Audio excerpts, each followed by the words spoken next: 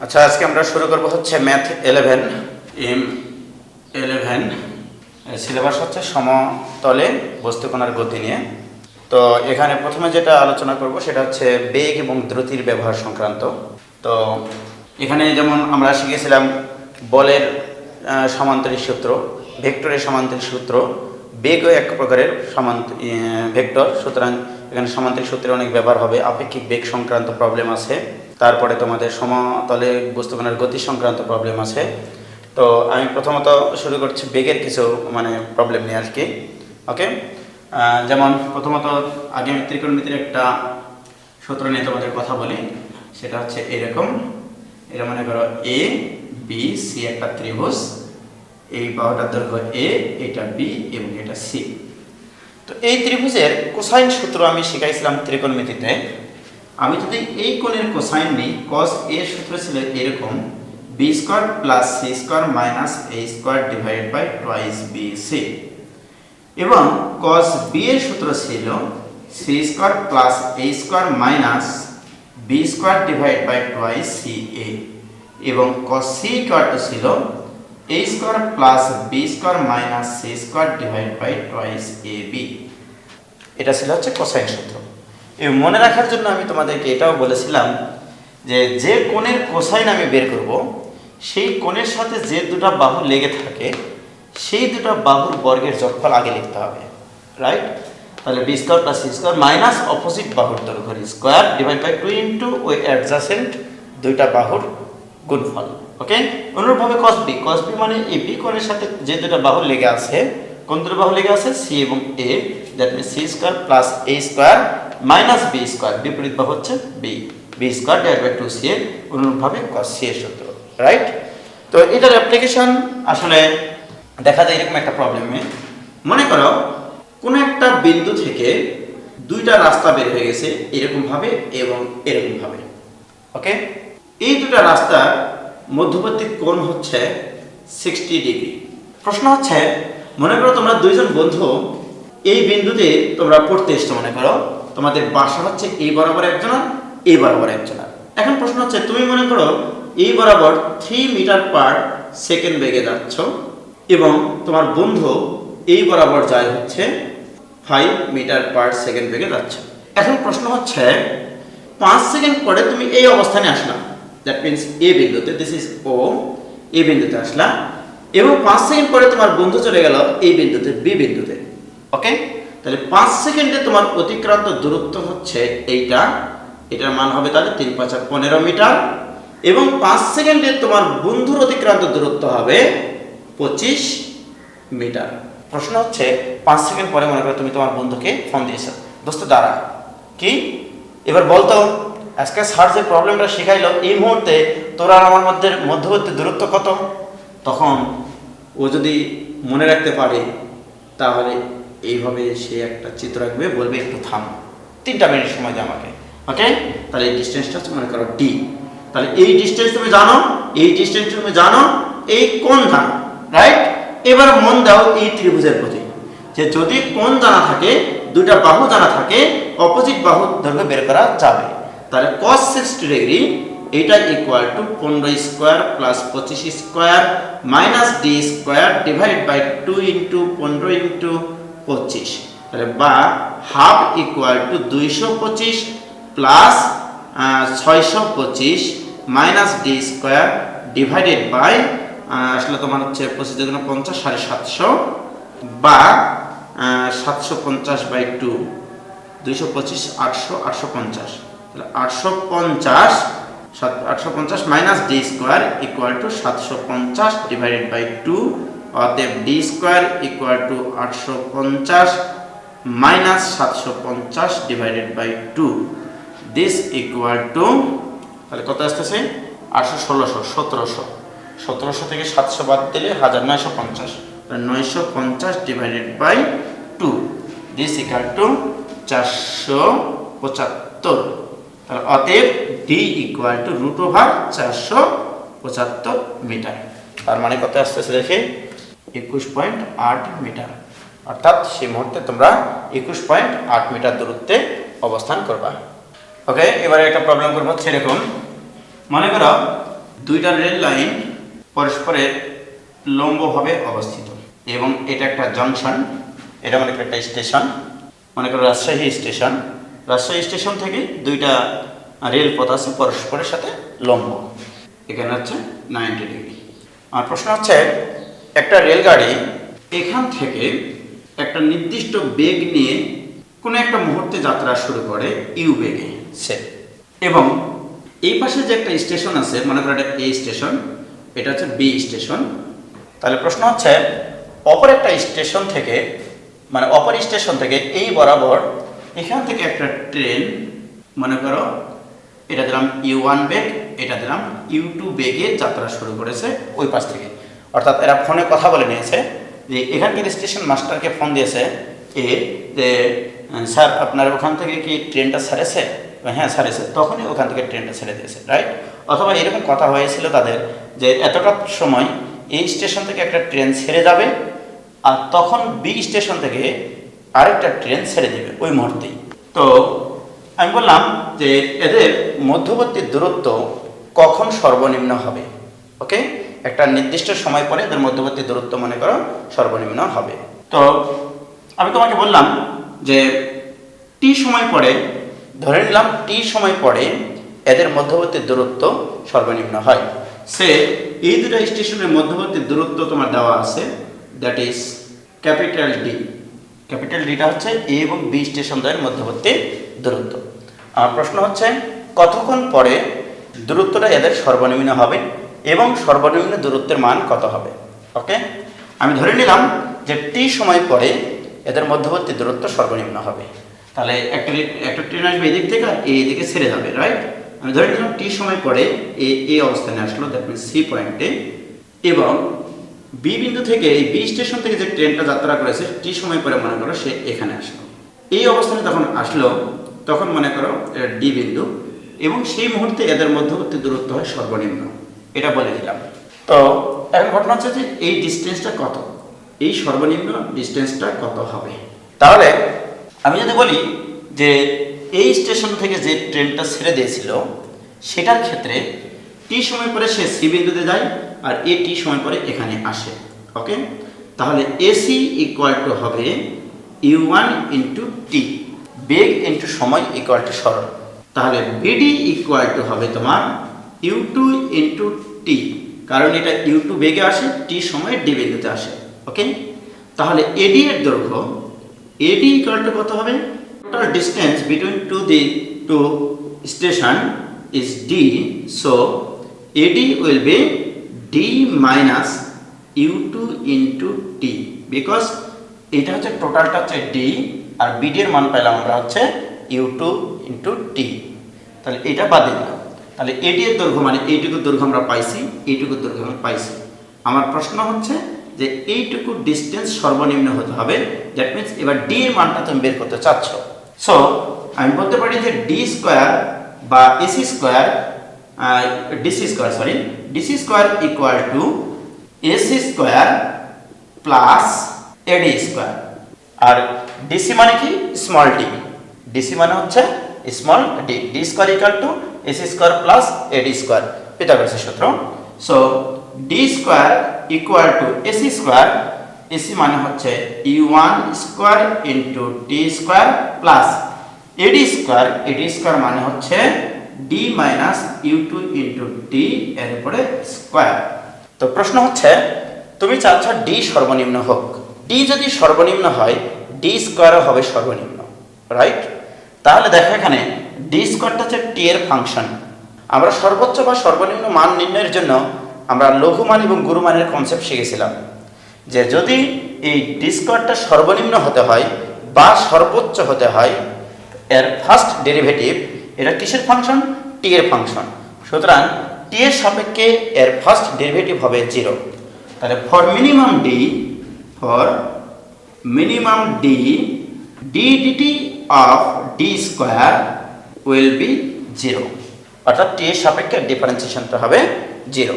আর টি এর সাপেক্ষে যদি এটা ডিফারেন্সিয়েশন করি তাহলে এখানে আসবে U1 স্কয়ার ইনটু টুয়াইস টি প্লাস এটা ডিফারেন্সিয়েশন পাওয়ারটা সহগ হবে, একটা পাওয়ার কমে যাবে, that is d okay, into এটাকে আমরা টি বলেছি, এটার আবার ডিফারেন্সিয়েশন বা কাফফারা শিখাইছি আমি, minus U two this equal to 0। তাহলে বা 2u1 স্কোয়ার 2 দ্বারা ভাগ করে দিই, দরকার নাই। তাহলে u1 স্কোয়ার ইন্টু টি, এখানে গুণ করে দিই, তাহলে minus D into U two plus u2 square into T this equal to 0। So আমরা এখান থেকে মান বের করতে চাই হচ্ছে টি এর। সো টি যদি কমন নিই তাহলে u1 square plus u2 square into T equal to u2 into D. অতএব T equal to u2 into D divided by u1 square plus u2 square. এই হচ্ছে একটা অ্যান্সার, যে কতক্ষণ পর তাদের মধ্যবর্তী দূরত্ব সর্বনিম্ন হবে। তাহলে u2 ইন্টু ডি, তার মানে কি মান জানা থাকতে হবে তোমার? যে স্টেশন থেকে তোমার একটা ট্রেন ছেড়ে গেছিল তার বেগ লাগবে, অপর স্টেশন থেকে যে ট্রেনটা যাত্রা শুরু করেছিল তার বেগ লাগবে, এবং স্টেশন দ্বয়ের মধ্যবর্তী দূরত্ব যদি জানা থাকে, তাহলে এখানে তিনটা আননোন u1, u2 এবং ডি, অর্থাৎ দুইটা ট্রেনের যদি বেগ দেওয়া থাকে এবং স্টেশন দ্বয়ের যদি মধ্যবর্তী দূরত্ব দেওয়া থাকে, কতক্ষণ পর তাদের মধ্যবর্তী দূরত্ব সর্বনিম্ন হবে সেটা বের করা সম্ভব। তাহলে আমরা এই সময় পরে এদের মধ্যবর্তী দূরত্ব হবে সর্বনিম্ন। এখন এই টাইমটা যদি আমি এখানে বসিয়ে দিই তাহলে আমি d2 এর মান পেয়ে যাব। তাহলে তোমরা প্রথম কাজ হচ্ছে টি এর মান বের করা, তারপর টি এর মান এই ইকুয়েশনে, এই যে দেখো এই ইকুয়েশনে যদি তুমি টি এর মান বসাতে পারো, এখানে দেখো টি বাদে আর কি কি আননোন আছে, u1, u2 এবং ডি। মান বসে তুমি বের করে দেখবা যে আসলে কত আসবে ডি স্কয়ারের মান। ওকে, এবার একটা প্রবলেম, যে পরস্পর লম্বভাবে অবস্থিত দুইটা রেল লাইন একটা রেল স্টেশনে মানে মিলিত হয়। আমি প্রশ্ন করলাম, একটা রেলগাড়ি এই স্টেশন থেকে 30 কিলোমিটার পার আওয়ার বেগে যাত্রা শুরু করলো, এবং মনে করো সকাল 10টায়। তাহলে এখানে যাত্রার হচ্ছে সকাল 10টায় যাত্রা শুরু করলো।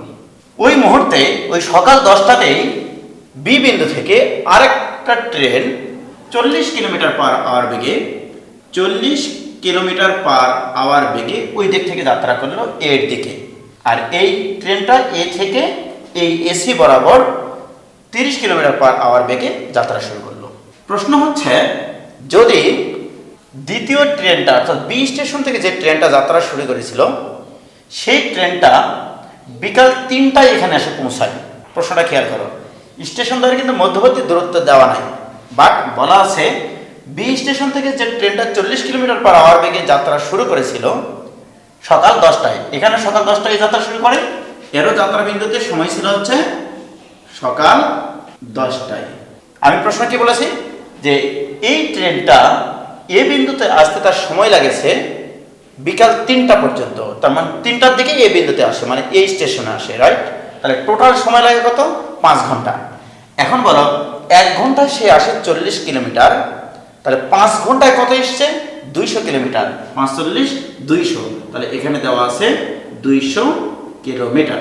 এখন প্রশ্ন হচ্ছে, কতক্ষণ পরে তাদের মধ্যবর্তী দূরত্ব সর্বনিম্ন হবে এবং সেই সর্বনিম্ন দূরত্বের মান কত হবে?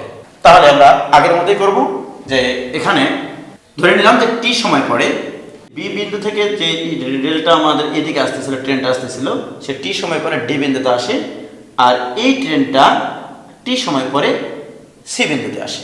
ওকে, তাহলে এসি ইকুয়াল টু হবে 30t এত কিলোমিটার, রাইট? এবং বিডি ইকুয়াল টু হবে 40t।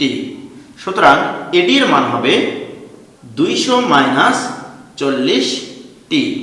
অতএব D square equal two 30t এর উপর স্কোয়ার প্লাস 200 মাইনাস 40t এর উপরে স্কোয়ার, পিথাগোরাস। এইটুকু তো হচ্ছে তোমার 200 মাইনাস 40t, আর এইটুকু হচ্ছে 30t। তাহলে পিথাগোরাসের সূত্র অনুসারে ডি স্কোয়ার ইকুয়াল টু এটা, অর্থাৎ D square equal two 900t square plus 200 minus 40t এর উপরে স্কোয়ার। এটা হচ্ছে ডি এর ইকুয়েশন দিলাম, মনে করো এটা 1 নম্বর ইকুয়েশন। এখন আমার এই ডিটা সর্বনিম্ন হতে হবে। ডি যদি সর্বনিম্ন হতে হয় তাহলে এর ফার্স্ট ডেরিভেটিভ কি হবে? শূন্য হবে, রাইট? তাহলে for minimum D D DT of D square this will be 0, বা ডি স্কোয়ারের টি এর সাপেক্ষে ডিফারেন্সিয়েশন পাওয়ারটা সহগ হবে 2 × 9 সমান 1800, 1800 টি প্লাস 2 × 200 মাইনাস 40 টি ইন্টু মাইনাস 40, কারণ পাওয়ারটা সহগ হলো একটা বার কমে গেল, এটাকে ভুল বলেছিলাম, এটার আবার ডিফারেন্সিয়েশন করেছি। দিস ইকুয়াল টু হবে 0। তাহলে বা 1800 টি মাইনাস যদি কোনো 4 4 16, তার মানে এখানে আসবে হচ্ছে 16, 3টা 0 16,000 প্লাস 4 16 16 তো কোনো 32, এখানে আসবে 3200 টি, দিস ইকুয়াল টু 0। তাহলে আমাদের আসতেছে এখানে 5000, 3200 আর 1800 5000 টি, দিস ইকুয়াল টু 16,000। তাহলে অতএব টি ইকুয়াল টু আসবে 16/5, 16/5 এত ঘন্টা, অর্থাৎ দিস ইকুয়াল টু 3 পূর্ণ 1/5, অর্থাৎ 3 ঘন্টা এবং 1 ঘন্টার 5 ভাগের 1 ভাগ। তার মানে কত আসতেছে? 3 ঘন্টা 12 মিনিট, 3 ঘন্টা 12 মিনিট। তাহলে এটা ছিল ঘন্টা, 3 পূর্ণ 1/5, 5 ভাগের 1 ভাগ। ওকে, মানে এখন 1 ঘন্টা মানে 60 মিনিট, 5 12 60, তার মানে 3 ঘন্টা 12 মিনিট। তাহলে 3 ঘন্টা 12 মিনিট পরে কি করবে? এদের মধ্যবর্তী দূরত্ব সর্বনিম্ন হবে। ক্লিয়ার? তাহলে যদি তাই হয় তাহলে কয়টার দিকে, আমি যদি বলি যে কয়টার দিকে তাদের মধ্যবর্তী দূরত্ব সর্বনিম্ন হবে, তারা যাত্রা শুরু করেছিল 10টার দিকে, তাহলে কতক্ষণ পরে তাদের মধ্যবর্তী দূরত্ব সর্বনিম্ন হবে? 3 ঘন্টা 12 মিনিট পরে। তাহলে 10টার 3টা 3 ঘন্টা যোগ কর, তাহলে 1টা, তাহলে 1টা 12 মিনিটে এসে তাদের মধ্যবর্তী দূরত্ব সর্বনিম্ন হবে। ক্লিয়ার? এখন এই টি এর মান যদি 1 নম্বর ইকুয়েশনে বসিয়ে দাও তাহলে ডি এর মানটা পেয়ে যাবা এবং সেটাই হবে সর্বনিম্ন দূরত্ব। এটা তোমরা করবা। ওকে, এবার দেখো যে মনে করো এরকম হচ্ছে একটা চৌরাস্তা, যে চৌরাস্তাটা এটা হচ্ছে মোড় আর কি। এই মোড়ে দেখতেছো তুমি যে এখানে একটা ভ্যান গাড়ি, এই এ বিন্দুতে একটা ভ্যান গাড়ি আছে এবং বি বিন্দুতে তুমি মনে করো দাঁড়িয়ে আছো। তুমি দেখতে পাচ্ছ যে একটা ভ্যান গাড়ি এখান থেকে, বা আমি তোমাকে প্রশ্ন দিলাম, দেখলাম এই ভ্যান গাড়িটা 4 কিলোমিটার/আওয়ার বেগে যায় এবং তুমি করছো কি এই দিক থেকে এই দিকে 3 কিলোমিটার/আওয়ার বেগে আসতেছো। এবং তুমি যখন এই ভ্যান গাড়িটা দেখতে পাও তখন এই চৌরাস্তা থেকে এই ভ্যান গাড়িটার দূরত্ব ছিল মনে করো 750 মিটার এবং এই মোড় থেকে তোমার দূরত্ব ছিল, তোমার বাসার দূরত্ব ছিল হচ্ছে মনে করো 500 মিটার। এটা হচ্ছে 500 মিটার। আমার প্রশ্ন হচ্ছে তোমাকে দেখাতে হবে যে তুমি কখনোই ভ্যান গাড়ির 50 মিটারের অধিক নিকটে আসতে পারবা না। মানে ভ্যান গাড়ির যদি তুমি নিকটে আসতে চাও তোমাকে অবশ্যই 50 মিটারের বাইরে থাকতে হবে, 50 মিটারের বেশি নিকটে তুমি আসতে পারবা না। ঠিক? অর্থাৎ তুমি তোমার এবং এই ভ্যান গাড়ির সর্বনিম্ন দূরত্ব হবে 50 মিটার। ওকে, তাহলে টি সময় পরে, কোনো একটা নির্দিষ্ট সময় পরে মনে করো যে ভ্যান গাড়িটা আসলে তোমার হচ্ছে এখানে, মনে করো এখানে say this is A B C দিলাম এখানে, আর তুমি ওই সময় আসলাম এই বিন্দুতে, দ্যাট ইজ ডি বিন্দুতে আসলাম। এখন দেখো তাহলে এই ডিস্টেন্সটা তোমার জানা, টি সময় পরে তুমি এসছো 3 কিলোমিটার/আওয়ার বেগে, দ্যাট মিনস তুমি আসবে এখানে 3t। এবং এইদিকে দেখো তোমার এখান থেকে এইটুকু আর হচ্ছে 750 মিটার, তাহলে টি সময় পরে তুমি এখান থেকে এখানে আসবা, দ্যাট মিনস এইটুকু তুমি আসবা হচ্ছে, সরি, এখান থেকে এইটুকু আসবে, ভ্যান গাড়িটা যাবে হচ্ছে 4t কিলোমিটার। এখন দেখো এই ডিস্টেন্সটা আমরা এখন বের করব। ওকে, এই ডিস্টেন্সটা হচ্ছে ডি। তাহলে এটা যদি ডি হয়, এটা ছিল 500 মিটার পুরাটুকু, দ্যাট মিনস এইটুকু হচ্ছে 0.5 কিলোমিটার, 0.5 কিলোমিটার। তাহলে এইটুকু হচ্ছে তোমার এটা দিলাম ও বিন্দু, তাহলে আমি এখান থেকে বের করে নিই মানগুলো, যে DO equal to 0.5 kilometre minus 3t kilometre, কারণ তুমি টি সময়ে এখানে চলে এসেছো, আর টোটাল ডিস্টেন্স ছিল 500 মিটার মানে হাফ কিলোমিটার মানে 0.5 কিলোমিটার। DO বের করলাম, এবারে CO, তাহলে CO ইকুয়াল টু কত আসবে, তাহলে এইটুকু মানে হচ্ছে এই পুরাটুকু হচ্ছে কত 0.75 কিলোমিটার মাইনাস 4t কিলোমিটার। এখন আমি বের করতে চাই এই ডি এর মান, তোমার মধ্যবর্তী দূরত্ব কতক্ষণ এক মুহূর্তে। ওকে, এখন দেখো তাহলে ডি স্কোয়ার ইকুয়াল টু এর উপর স্কোয়ার প্লাস এর উপর স্কোয়ার, অর্থাৎ 0.5 মাইনাস 3t এর উপর স্কোয়ার প্লাস 0.75 মাইনাস 4t এর উপরে স্কোয়ার। এখন আসি এই ডিস্টেন্সটা সর্বনিম্ন হতে হলে, সর্বনিম্ন সর্বোচ্চ যেটাই বলো না কেন, তো কত হবে আসলে? সর্বনিম্ন দূরত্ব হতে গেলে এর ফার্স্ট ডেরিভেটিভ হবে 0। তাহলে ফার্স্ট ডেরিভেটিভ যদি 0 হতে হয়, তাহলে আমার কত আসতেছে, for minimum D dt of D square this equal to হবে 0। সুতরাং এর ডিফারেন্সিয়েশন, ওকে, এর ডিফারেন্সিয়েশন হচ্ছে 2 into 0.5 minus 3t into minus 3 plus 0.75 minus 4t into 2 into এটা into minus 4 this equal to 0। তাহলে আমার এখানে আসতেছে মাইনাস 3, তারপরে মাইনাসে মাইনাসে প্লাস 3 6 18t প্লাস মাইনাস আসবে, প্লাস মাইনাসে minus, that means this is 6, মাইনাসে মাইনাসে প্লাস, 4 2 8 4 8 32, তাহলে 32t দিস ইকুয়াল টু 0। তাহলে বা আমার এখানে আসতেছে 50t ইকুয়াল টু 9, অতএব t equal to 9 divided by 50 hour. Okay, অর্থাৎ 9 ডিভাইডেড বাই 50, 9 ডিভাইডেড বাই 50 ঘন্টা পরে তোমাদের দূরত্ব হবে সর্বনিম্ন। এখন এই টি এর মান যদি আমি এখানে বসিয়ে দিই, তাহলে ডি স্কোয়ার মান পেয়ে যাব। তাহলে আমি বের করি ডি স্কোয়ার ইকুয়াল টু, অতএব D square equal two 0.5 minus 3 into 9 3 নং 27, 27 বাই 50 এর উপরে স্কোয়ার প্লাস 0.75 4 4 নং 36, 36 ডিভাইডেড বাই 50 এর উপরে square. So this equal to তাহলে ডি এর মান আসতেছে তোমাদের 0.05 এত কিলোমিটার।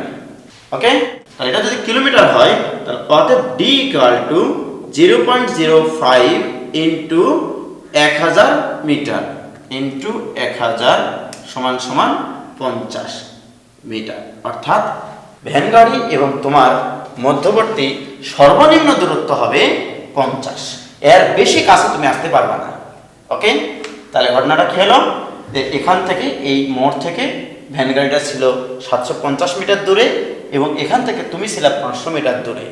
তুমি যতই চেষ্টা করো না কেন 3 কিলোমিটার পার আওয়ার বেগে দৌড়িয়ে, এ তো 4 কিলোমিটার পার আওয়ার বেগে যাচ্ছে গতিশীল, যতই তুমি চেষ্টা করো না কেন তোমার গতিবেগ এর চাইতে বেশি না। 3 কিলোমিটার পার আওয়ার বেগে দৌড়িয়ে তুমি কখনোই ভ্যানের 50 মিটারের বেশি কাছে যেতে পারবে না। তাহলে 50 মিটারের সব সময় সর্বনিম্ন দূরত্ব তোমাদের থাকবে 50, এর চাইতে বেশি হতে পারে। ওকে, এবারে আমরা একটা প্রবলেম করব, হচ্ছে এরকম মনে করো এটা হচ্ছে নর্থ, সাউথ, ইস্ট এবং ওয়েস্ট। এবারে দুইটা জাহাজ এই বিন্দু থেকে ও বিন্দু থেকে, একটা জাহাজ 15 কিলোমিটার পার আওয়ার বেগে উত্তর পশ্চিম দিকে যাত্রা শুরু করলো। ওকে, কত বেগে? উত্তর পশ্চিম দিকে। উত্তর পশ্চিম দিক বলতে কি বোঝায় জানো? এই উত্তরের সাথে 45 ডিগ্রি এবং পশ্চিমের সাথে 45 ডিগ্রি কোণে যেটা যায়, অর্থাৎ জাস্ট 45 ডিগ্রি কোণে। এটাকে দুই ভাগে ভাগ করলে দ্যাট মিনস এই বরাবর একটা জাহাজ যাত্রা শুরু করলো, যার বেগ আমি দিচ্ছি 15 কিলোমিটার পার আওয়ার। আর একটা জাহাজ এই বিন্দু থেকেই একই সময়ে দক্ষিণ পশ্চিম দিকে যাত্রা শুরু করলো। দক্ষিণ পশ্চিম বলতে এই দক্ষিণ এবং পশ্চিমের মিডল দিয়ে, ওকে, এই কোণের সমদ্বিখণ্ড বরাবর। তাহলে এই বরাবর সে আসলে হচ্ছে মনে করো 12 কিলোমিটার পার আওয়ার বেগে, 12 কিলোমিটার পার আওয়ার বেগে। এখন আমার প্রশ্ন হচ্ছে যে তাদের কাছে যে বেতার যন্ত্রটা আছে, বেতার যন্ত্র মানে মনে করো এখানকার যে জাহাজে যে মনে করো মানে ড্রাইভার আর কি, ও এই ড্রাইভারের সাথে যোগাযোগ করতে পারবে সর্বোচ্চ এরকম একটা ডিস্টেন্স দেওয়া আছে। তাদের এই যোগাযোগ মানে মাধ্যমটা, এই যে যোগাযোগ করবে যে বেতারের মাধ্যমে, তার সর্বোচ্চ ক্ষমতা হচ্ছে মনে করো 500 কিলোমিটার দিয়ে দিলাম। অর্থাৎ 500 কিলোমিটার পর্যন্ত তারা পরস্পরের সাথে যোগাযোগ রক্ষা করতে পারে। মানে কতক্ষণ পরে, কত সময়, আমি যদি প্রশ্ন করি তোমাকে এখন যে কত সময় যাবত তারা পরস্পরের সাথে যোগাযোগটা রক্ষা করতে পারবে, আমি ধরে নিলাম যে টি সময় পর্যন্ত তারা পরস্পরের সাথে কথা আদান প্রদান করতে পারে। সেই মুহূর্তে সর্বোচ্চ টি সময় বলেছি, তাহলে সেই মুহূর্তে এদের মধ্যবর্তী দূরত্ব কত? 500 কিলোমিটার, রাইট? এবার আসি, এখন যদি আমি বলি যে ধরে নিলাম টি সময় পরে এখানে চলে আসলো, এখানে, আর দ্বিতীয় জাহাজটা এখানে চলে আসলো। দেখো এটাও 45 ডিগ্রি, এটুকুও 45 ডিগ্রি, এদের মধ্যবর্তী দূরত্ব কত? 90 ডিগ্রি। তাহলে এখানে ও এ ইকুয়াল টু কত হবে? টি সময় পরে আমি বলেছি এ বিন্দুতে এসছে, তাহলে ও এ ইকুয়াল টু হবে 15 টি, এত কিলোমিটার, এবং ও বি ইকুয়াল টু হবে 12 টি কিলোমিটার। তাহলে আমার এ বি স্কোয়ার, তাহলে A B square equal to পিথাগোরাসের সূত্র অনুসারে A B square equal to O A square plus O B square. তাহলে এখানে আস্তে আস্তে তোমার কত? 500 এর উপরে স্কোয়ার ইকুয়াল টু 12 স্কোয়ার মানে 144, 144 টি স্কোয়ার প্লাস 15 টির উপরে স্কোয়ার মানে 225 টি স্কোয়ার, বা 500 স্কোয়ার মানে 25, তারপর 4টা 0, দিস ইকুয়াল টু 144, 100, 200, 300, 365 আর 4 369 টি স্কোয়ার। অতএব T equal to √250 divide by 369। তাহলে দিস ইকুয়াল টু 26.03 আওয়ার, অর্থাৎ 26.03 ঘন্টা যাবত তারা পরস্পরের সাথে যোগাযোগ রক্ষা করতে পারবে। তাহলে আমার প্রশ্নটা ছিল যে কোন একটা বিন্দু থেকে উত্তর পশ্চিম দিকে একটা জাহাজ যাত্রা শুরু করেছে এবং আরেকটা জাহাজ ওই বিন্দু থেকে একই সময়ে দক্ষিণ পশ্চিম দিকে যাত্রা শুরু করেছে। উত্তর পশ্চিম দিকে একজন, আরেকজন হচ্ছে দক্ষিণ পশ্চিম দিকে, এবং তারা কি করেছে? সর্বোচ্চ 500 কিলোমিটার পর্যন্ত তাদের সাথে পরস্পরের সাথে যোগাযোগ রক্ষা করতে পারে। এখন প্রশ্ন হচ্ছে যে কতক্ষণ পর্যন্ত তারা পরস্পরের সাথে যোগাযোগ রক্ষা করতে পারবে? 26.003 ঘন্টা পর্যন্ত তারা পরস্পরের সাথে যোগাযোগ রক্ষা করতে পারবে। ওকে, এবার একটা প্রবলেম করি আমরা, যে মনে করো এই হচ্ছে একটা বস্তুকণা, এই বস্তুকণা একটা সরলরেখা বরাবর 3 মিটার পার সেকেন্ড বেগে গতিশীল। এবারে 3 মিটার পার সেকেন্ড বেগে সে এদিকে যাচ্ছিল, কিন্তু 3 সেকেন্ড পর, মনে করো এখান থেকে এইটুকু টাইম হচ্ছে 3 সেকেন্ড, 3 সেকেন্ড পর এর উলম্ব দিকে একটা বেগ দেওয়া হলো। এই উলম্ব বরাবর একটা বেগ দেওয়া হলো, সেটা হচ্ছে 4 মিটার পার সেকেন্ডটা বেগ ছিল। প্রশ্ন হচ্ছে যে এইদিকে যদি একটা বেগ সংযোজন করা হয়, এখানে কিন্তু এই পয়েন্টের এই বস্তুটার বেগ কিন্তু এই বরাবর, রাইট? এটা হচ্ছে 3 মিটার পার সেকেন্ড। তাহলে আমার প্রশ্ন হচ্ছে যে 2 সেকেন্ড পর, এই বিন্দু থেকে 2 সেকেন্ড পরে, তাহলে দেখো 3 মিটার পার সেকেন্ড বেগে সেই দিকে যাচ্ছিল, আর যাওয়ার পথে এইদিকে 4 মিটার পার সেকেন্ড বেগ দেওয়া হয়েছে লম্ব দিকে। তাহলে নিশ্চয় এই বস্তুটা এই বিন্দু থেকে আর এই বরাবর যাবে না, তার বেগের দিকটা হচ্ছে এইটা, আর এই দিকে তুমি একটা বেগ দিয়েছো মনে করো, ঠিক? তাহলে এই দুটার বেগের লব্ধি বেগে সে যাত্রা করবে। ওকে, লব্ধি মানে সমান্তরিক কম্পন করলাম, সে এইটুকু হচ্ছে তোমার হচ্ছে 3 মিটার পার সেকেন্ড, আসলে এখান থেকে এই বরাবর লব্ধি বেগে যাত্রা শুরু করবে। সেই লব্ধি বেগটা হচ্ছে এইটা। তাহলে লব্ধি বেগ কত হবে? এদিকে 3, এদিকে 4, যেহেতু সমকোণে, তাহলে এদের লব্ধি বেগ হচ্ছে √3² plus 4 square, that means 5 metre per second, √3 square plus 4 square, অর্থাৎ 5 মিটার পার সেকেন্ড বেগে যাবে এই বরাবর। এখন প্রশ্ন হচ্ছে যাত্রা শুরু থেকে 5 সেকেন্ড পরে আদি অবস্থা থেকে সে কত দূরত্বে অবস্থান করবে। আমি মনে করলাম এটা ও বিন্দু, এটা এ বিন্দু, এটা বি বিন্দু, এটা সি বিন্দু। আমি বেগ নিয়ে চিন্তা ভাবনা করবো না। তাহলে এখান থেকে এইটুকু যেতে সময় লেগেছে তার 3 সেকেন্ড, এখান থেকে এইটুকু গেছে 2 সেকেন্ডে। তার মানে কি জানো, এই বরাবর 2 সেকেন্ড যাওয়ার অর্থ হচ্ছে এই বরাবর যেতে তার সময় লেগেছে, এই বরাবর 5 মিটার পার সেকেন্ড বেগে যদি যায়, তাহলে এই বেগে গেছে সে 3 মিটার পার সেকেন্ড বেগে, এই বরাবর গেছে 3 মিটার পার সেকেন্ড বেগে, এবং এই বরাবর গেছে 4 মিটার পার সেকেন্ড বেগে, কিন্তু 2 সেকেন্ড, রাইট?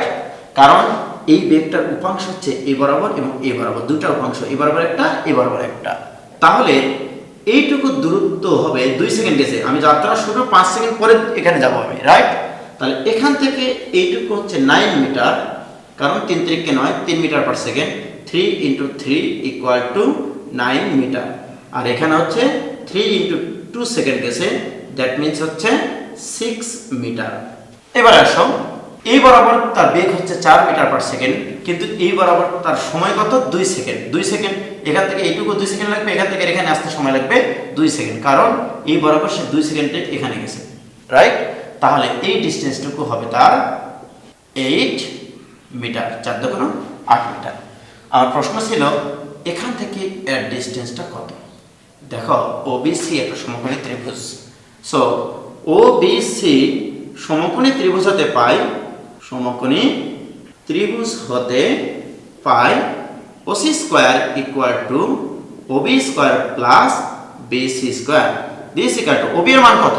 9 মিটার আর 6 মিটার, 15 মিটার। তাহলে 15 square plus BC square, BC square মানে 8 square, = 225 plus 64। This equal to 289। OC square = 289। অতএব ওসি = কত হবে? Most probably 17 metre. 17 স্কয়ার মানে 289। অর্থাৎ যাত্রা শুরু থেকে 5 সেকেন্ড পরে যাত্রা বিন্দু এবং এই গন্তব্য বিন্দুর মধ্যবর্তী দূরত্ব হবে 17 মিটার। ক্লিয়ার? এবার আমরা শুরু করব নদী পারাপারের প্রবলেম। হেডিং দিচ্ছি আমরা হচ্ছে নদী পারাপার। মনে করো এই হচ্ছে একটা নদী, এই নদীর প্রস্থ হচ্ছে ডি প্রস্থের একটা নদী। মনে করো এই বিন্দু থেকে একটা লঞ্চ বা স্টিমার বা নৌকা বা সাঁতারু যেটাই বলো না কেন, একটা লঞ্চ, এটা হচ্ছে স্রোতের দিক, এবার আবার হচ্ছে স্রোতের দিক, এটা হচ্ছে স্রোতের বেগ মনে করে দেওয়া আছে ভি একক, ওকে? এখন একটা লঞ্চ এখান থেকে স্রোতের বেগের সাথে, স্রোতের বেগ মানে এই বরাবর, তাহলে দৈর্ঘ্য বরাবর, নদীর দৈর্ঘ্য বরাবর, নদীর প্রস্থ বরাবর, তাহলে স্রোতের দিকের সাথে মনে করো আলফা কোণে ইউ বেগে যাত্রা শুরু করলো। তাহলে ইউ বেগ মানে হচ্ছে এইটুকু দৈর্ঘ্য দ্বারা আমরা ইউ বেগকে প্রকাশ করছি, এবং এইটুকু দৈর্ঘ্যকে আমরা স্রোতের বেগ ভি দ্বারা প্রকাশ করছি। তাহলে এই দুটা বেগের লব্ধি বেগ কি হবে? লব্ধি বেগ হচ্ছে, এখানে যদি আমরা একটা সমান্তরিক অঙ্কন করি, এই সমান্তরিকের কর্ণ বরাবর, তাহলে এই বরাবর বেগটা হচ্ছে মনে করো ডাব্লিউ, ওকে? তাহলে একটা নৌকা বা একটা লঞ্চ স্রোতের বেগের সাথে আলফা কোণে ইউ বেগে যাত্রা শুরু করলো, এবং সে মনে করে এই বরাবর যেতে যেতে যেতে যেতে যেতে যেতে যেতে যেতে এক সময় এই বিন্দু থেকে পৌঁছালো। আমরা দিলাম মনে করো এটা ও বিন্দু, এবং ও বিন্দুর ঠিক বিপরীত বিন্দুটা মনে করো এইটা, ও বিন্দুর ঠিক বিপরীত বিন্দুটা হচ্ছে এইটা, দ্যাট ইজ মনে করো দিলাম হচ্ছে বি বিন্দু, ওকে? এখান থেকে এইটা আমি একটু যোগ করে দিই, এটা দিলাম হচ্ছে এ বিন্দু। এখন প্রশ্ন হচ্ছে, আমি ধরে নিলাম যে যেখান থেকে সে যাত্রা শুরু করেছিল তার ঠিক বিপরীত বিন্দু হতে সে নদীর দৈর্ঘ্য বরাবর এক্স একক দূরে ওই তীরে গিয়ে পৌঁছাই, ওই পাশের তীরে গিয়ে পৌঁছাই, ওকে? এখন আমি এদের মধ্যে বিভিন্ন ধরনের সম্পর্ক বের করার চেষ্টা করব। তাহলে আমি ধরে নিলাম এই লঞ্চটা এখান থেকে যাত্রা শুরু করে টি সময় পরে এখানে গিয়ে পৌঁছাইছে। এর অর্থ হচ্ছে সে টি সময়ে এই বরাবর নদীর দৈর্ঘ্য বরাবর এক্স দূরত্ব অতিক্রম করেছে এবং নদীর প্রস্থ বরাবর ডি দূরত্ব অতিক্রম করেছে। আর এইটা হচ্ছে তাদের লব্ধি দূরত্ব। এখানে আমরা সরণ বলবো আসলে। তো তোমরা শিখেছ সরণ ইকুয়াল টু বেগ ইন্টু সময়। ওকে, তো আমি এখানে যেটা বলি ভালো ভাষায় যেন সমস্যা না হয়, সরণিকাটা আমি বলি আসলে সরণের দিকে বেগ। এই বেগটাকে একটু ভালো ভাষায় লিখি, সরণের দিকে বেগ ইন্টু সময়। তাই সরণের দিকে বেগ এই জিনিসটা খুবই লক্ষণীয়। অর্থাৎ তুমি যদি কোনো একটা জায়গায় সরণের ইকুয়েশন লিখতে চাও, দেখবা সরণ যে দিকে ঘটেছে সেই দিকে বেগটা কত সেটা চিন্তা করবা, সেই বেগ ইন্টু সময়। এখন আসি আমরা, আমার এখানে দুই ধরনের সরণ আছে, একটা হচ্ছে নদীর দৈর্ঘ্য বরাবর আর একটা হচ্ছে নদীর প্রস্থ বরাবর। সুতরাং আমি এই স্ট্রাকচারে ভি এবং ইউ বেগের দুইটা জিনিসকে আমরা শুধুমাত্র দেখতে চাই, নদীর দৈর্ঘ্য বরাবর বেগ এবং নদীর প্রস্থ বরাবর বেগ। ক্লিয়ার? তাহলে ভি বেগটা দৈর্ঘ্য বরাবর আছে, সুতরাং এটাকে বিভক্ত করার প্রয়োজন হচ্ছে না। তো ইউ বেগে দেখো, এটা যদি আলফা হয় তাহলে ইউ বেগের একটা উপাংশ থাকবে এই বরাবর, একটা উপাংশ থাকবে আমার এই বরাবর, রাইট? ইউ বেগের এই বরাবর উপাংশ হচ্ছে U cos alpha, that is U, say this is U and angle between this is alpha. So এই বেগের কাছের বলা হয় cos, that means u cos alpha, এবং এই বেগের একটা উপাংশ উল্লম্ব বরাবর কাজ করবে, সেটা হচ্ছে u sin alpha, মানে প্রস্থ বরাবর, রাইট? সো এই বেগটাকে ভাঙিয়ে আমরা দুইটা বেগে বিভক্ত করে দিলাম, একটা u cos alpha আর একটা হচ্ছে u sin alpha। ক্লিয়ার? এখন প্রশ্ন হচ্ছে আমি দুই ধরনের সরণের ইকুয়েশন লিখবো এখানে, একটা হচ্ছে নদীর প্রস্থ বরাবর আর একটা হচ্ছে নদীর দৈর্ঘ্য বরাবর। তাহলে নদীর দৈর্ঘ্য বরাবর সরণ x, তাহলে অতএব x ইকুয়াল টু, আমরা আগেই বলেছি সরণ মানে হচ্ছে সরণের দিকে বেগ ইনটু সময়। তাহলে সরণ হচ্ছে এই বরাবর, আমি এখন পুরো স্ট্রাকচারে দেখব যে এই বরাবর বেগ কত আছে, রাইট? তাহলে এই বরাবর বেগ কি কি দেখতে পাচ্ছ, ইউ cos আলফা একটা এবং ভি একটা। সো এই বরাবর টোটাল বেগ হচ্ছে V plus U cos alpha into time T. ধরে নিয়েছি টি সময় পরে সেখানে গিয়ে পৌঁছায়। ওকে, এটা দিলাম ইকুয়েশন নম্বর 1। এবার আসি, তাহলে একটা সরণ হচ্ছে নদীর দৈর্ঘ্য বরাবর। এবারে নদীর প্রস্থ বরাবর সরণ কত, D. So D equal two আমি লিখতে পারবো ডি এর দিকে বেগ, তাহলে বেগ ইনটু সময়। বেগ মানে সরণের দিকে বেগ, আমি প্রস্থ বরাবর সরণ চাই, তাহলে প্রস্থ বরাবর বেগ কত এই পুরো স্ট্রাকচারটাতে? পুরো স্ট্রাকচারটাতে প্রস্থ বরাবর বেগ হচ্ছে ইউ সাইন আলফা, তাছাড়া আর প্রস্থ বরাবর কোনো বেগ আমি দেখতে পাচ্ছি না, রাইট? সো এটা হবে তোমার U sine alpha into T, this 2 number equation. এখান থেকে যদি আমি বের করি টি ইকুয়াল টু কত, টি ইকুয়াল টু হচ্ছে D divided by U sine alpha. Okay, এটা মনে রাখো যে স্রোতের বেগের সাথে একটা লঞ্চ যে কোনো কোণে যদি যাত্রা করে, যদি প্রস্থ জানা থাকে, লঞ্চের বেগ যদি জানা থাকে এবং সেই কোণটা যদি জানা থাকে, তাহলে কতক্ষণ পর এই লঞ্চটা ওই পারে গিয়ে পৌঁছাবে সেটার মান তুমি বের করতে পারবা এই সূত্র দিয়ে। এবার এখানে একটা ছোট্ট প্রশ্ন লক্ষ্য করে দেখো, আমার টি এর মান অর্থাৎ কতক্ষণ পরে গিয়ে ওই তীরে গিয়ে পৌঁছাবে সেটা কিন্তু নদীর প্রস্থের উপরে নির্ভরশীল। কারণ প্রস্থ বাড়লে টাইম চেঞ্জ হবে, এটা সত্য, প্রস্থ বাড়লে টাইম বাড়বে। এবার বেগ বাড়লে টাইম কমবে, আলফার মান যদি বাড়ে তাহলে টাইম কমবে, কারণ আলফার মান যত বাড়বে লোকটি তত এদিকে সরে আসবে, রাইট? এইরকমভাবে সরে আসবে। ওকে, তাহলে আলফা যদি বাড়ে মানে সাইন আলফার মান যদি বাড়ে তাহলে টি এর মান কমতে থাকবে। তাহলে এখানে টি নির্ভরশীল ডি, ইউ এবং আলফার উপরে, কিন্তু স্রোতের বেগের উপরে নির্ভরশীল না।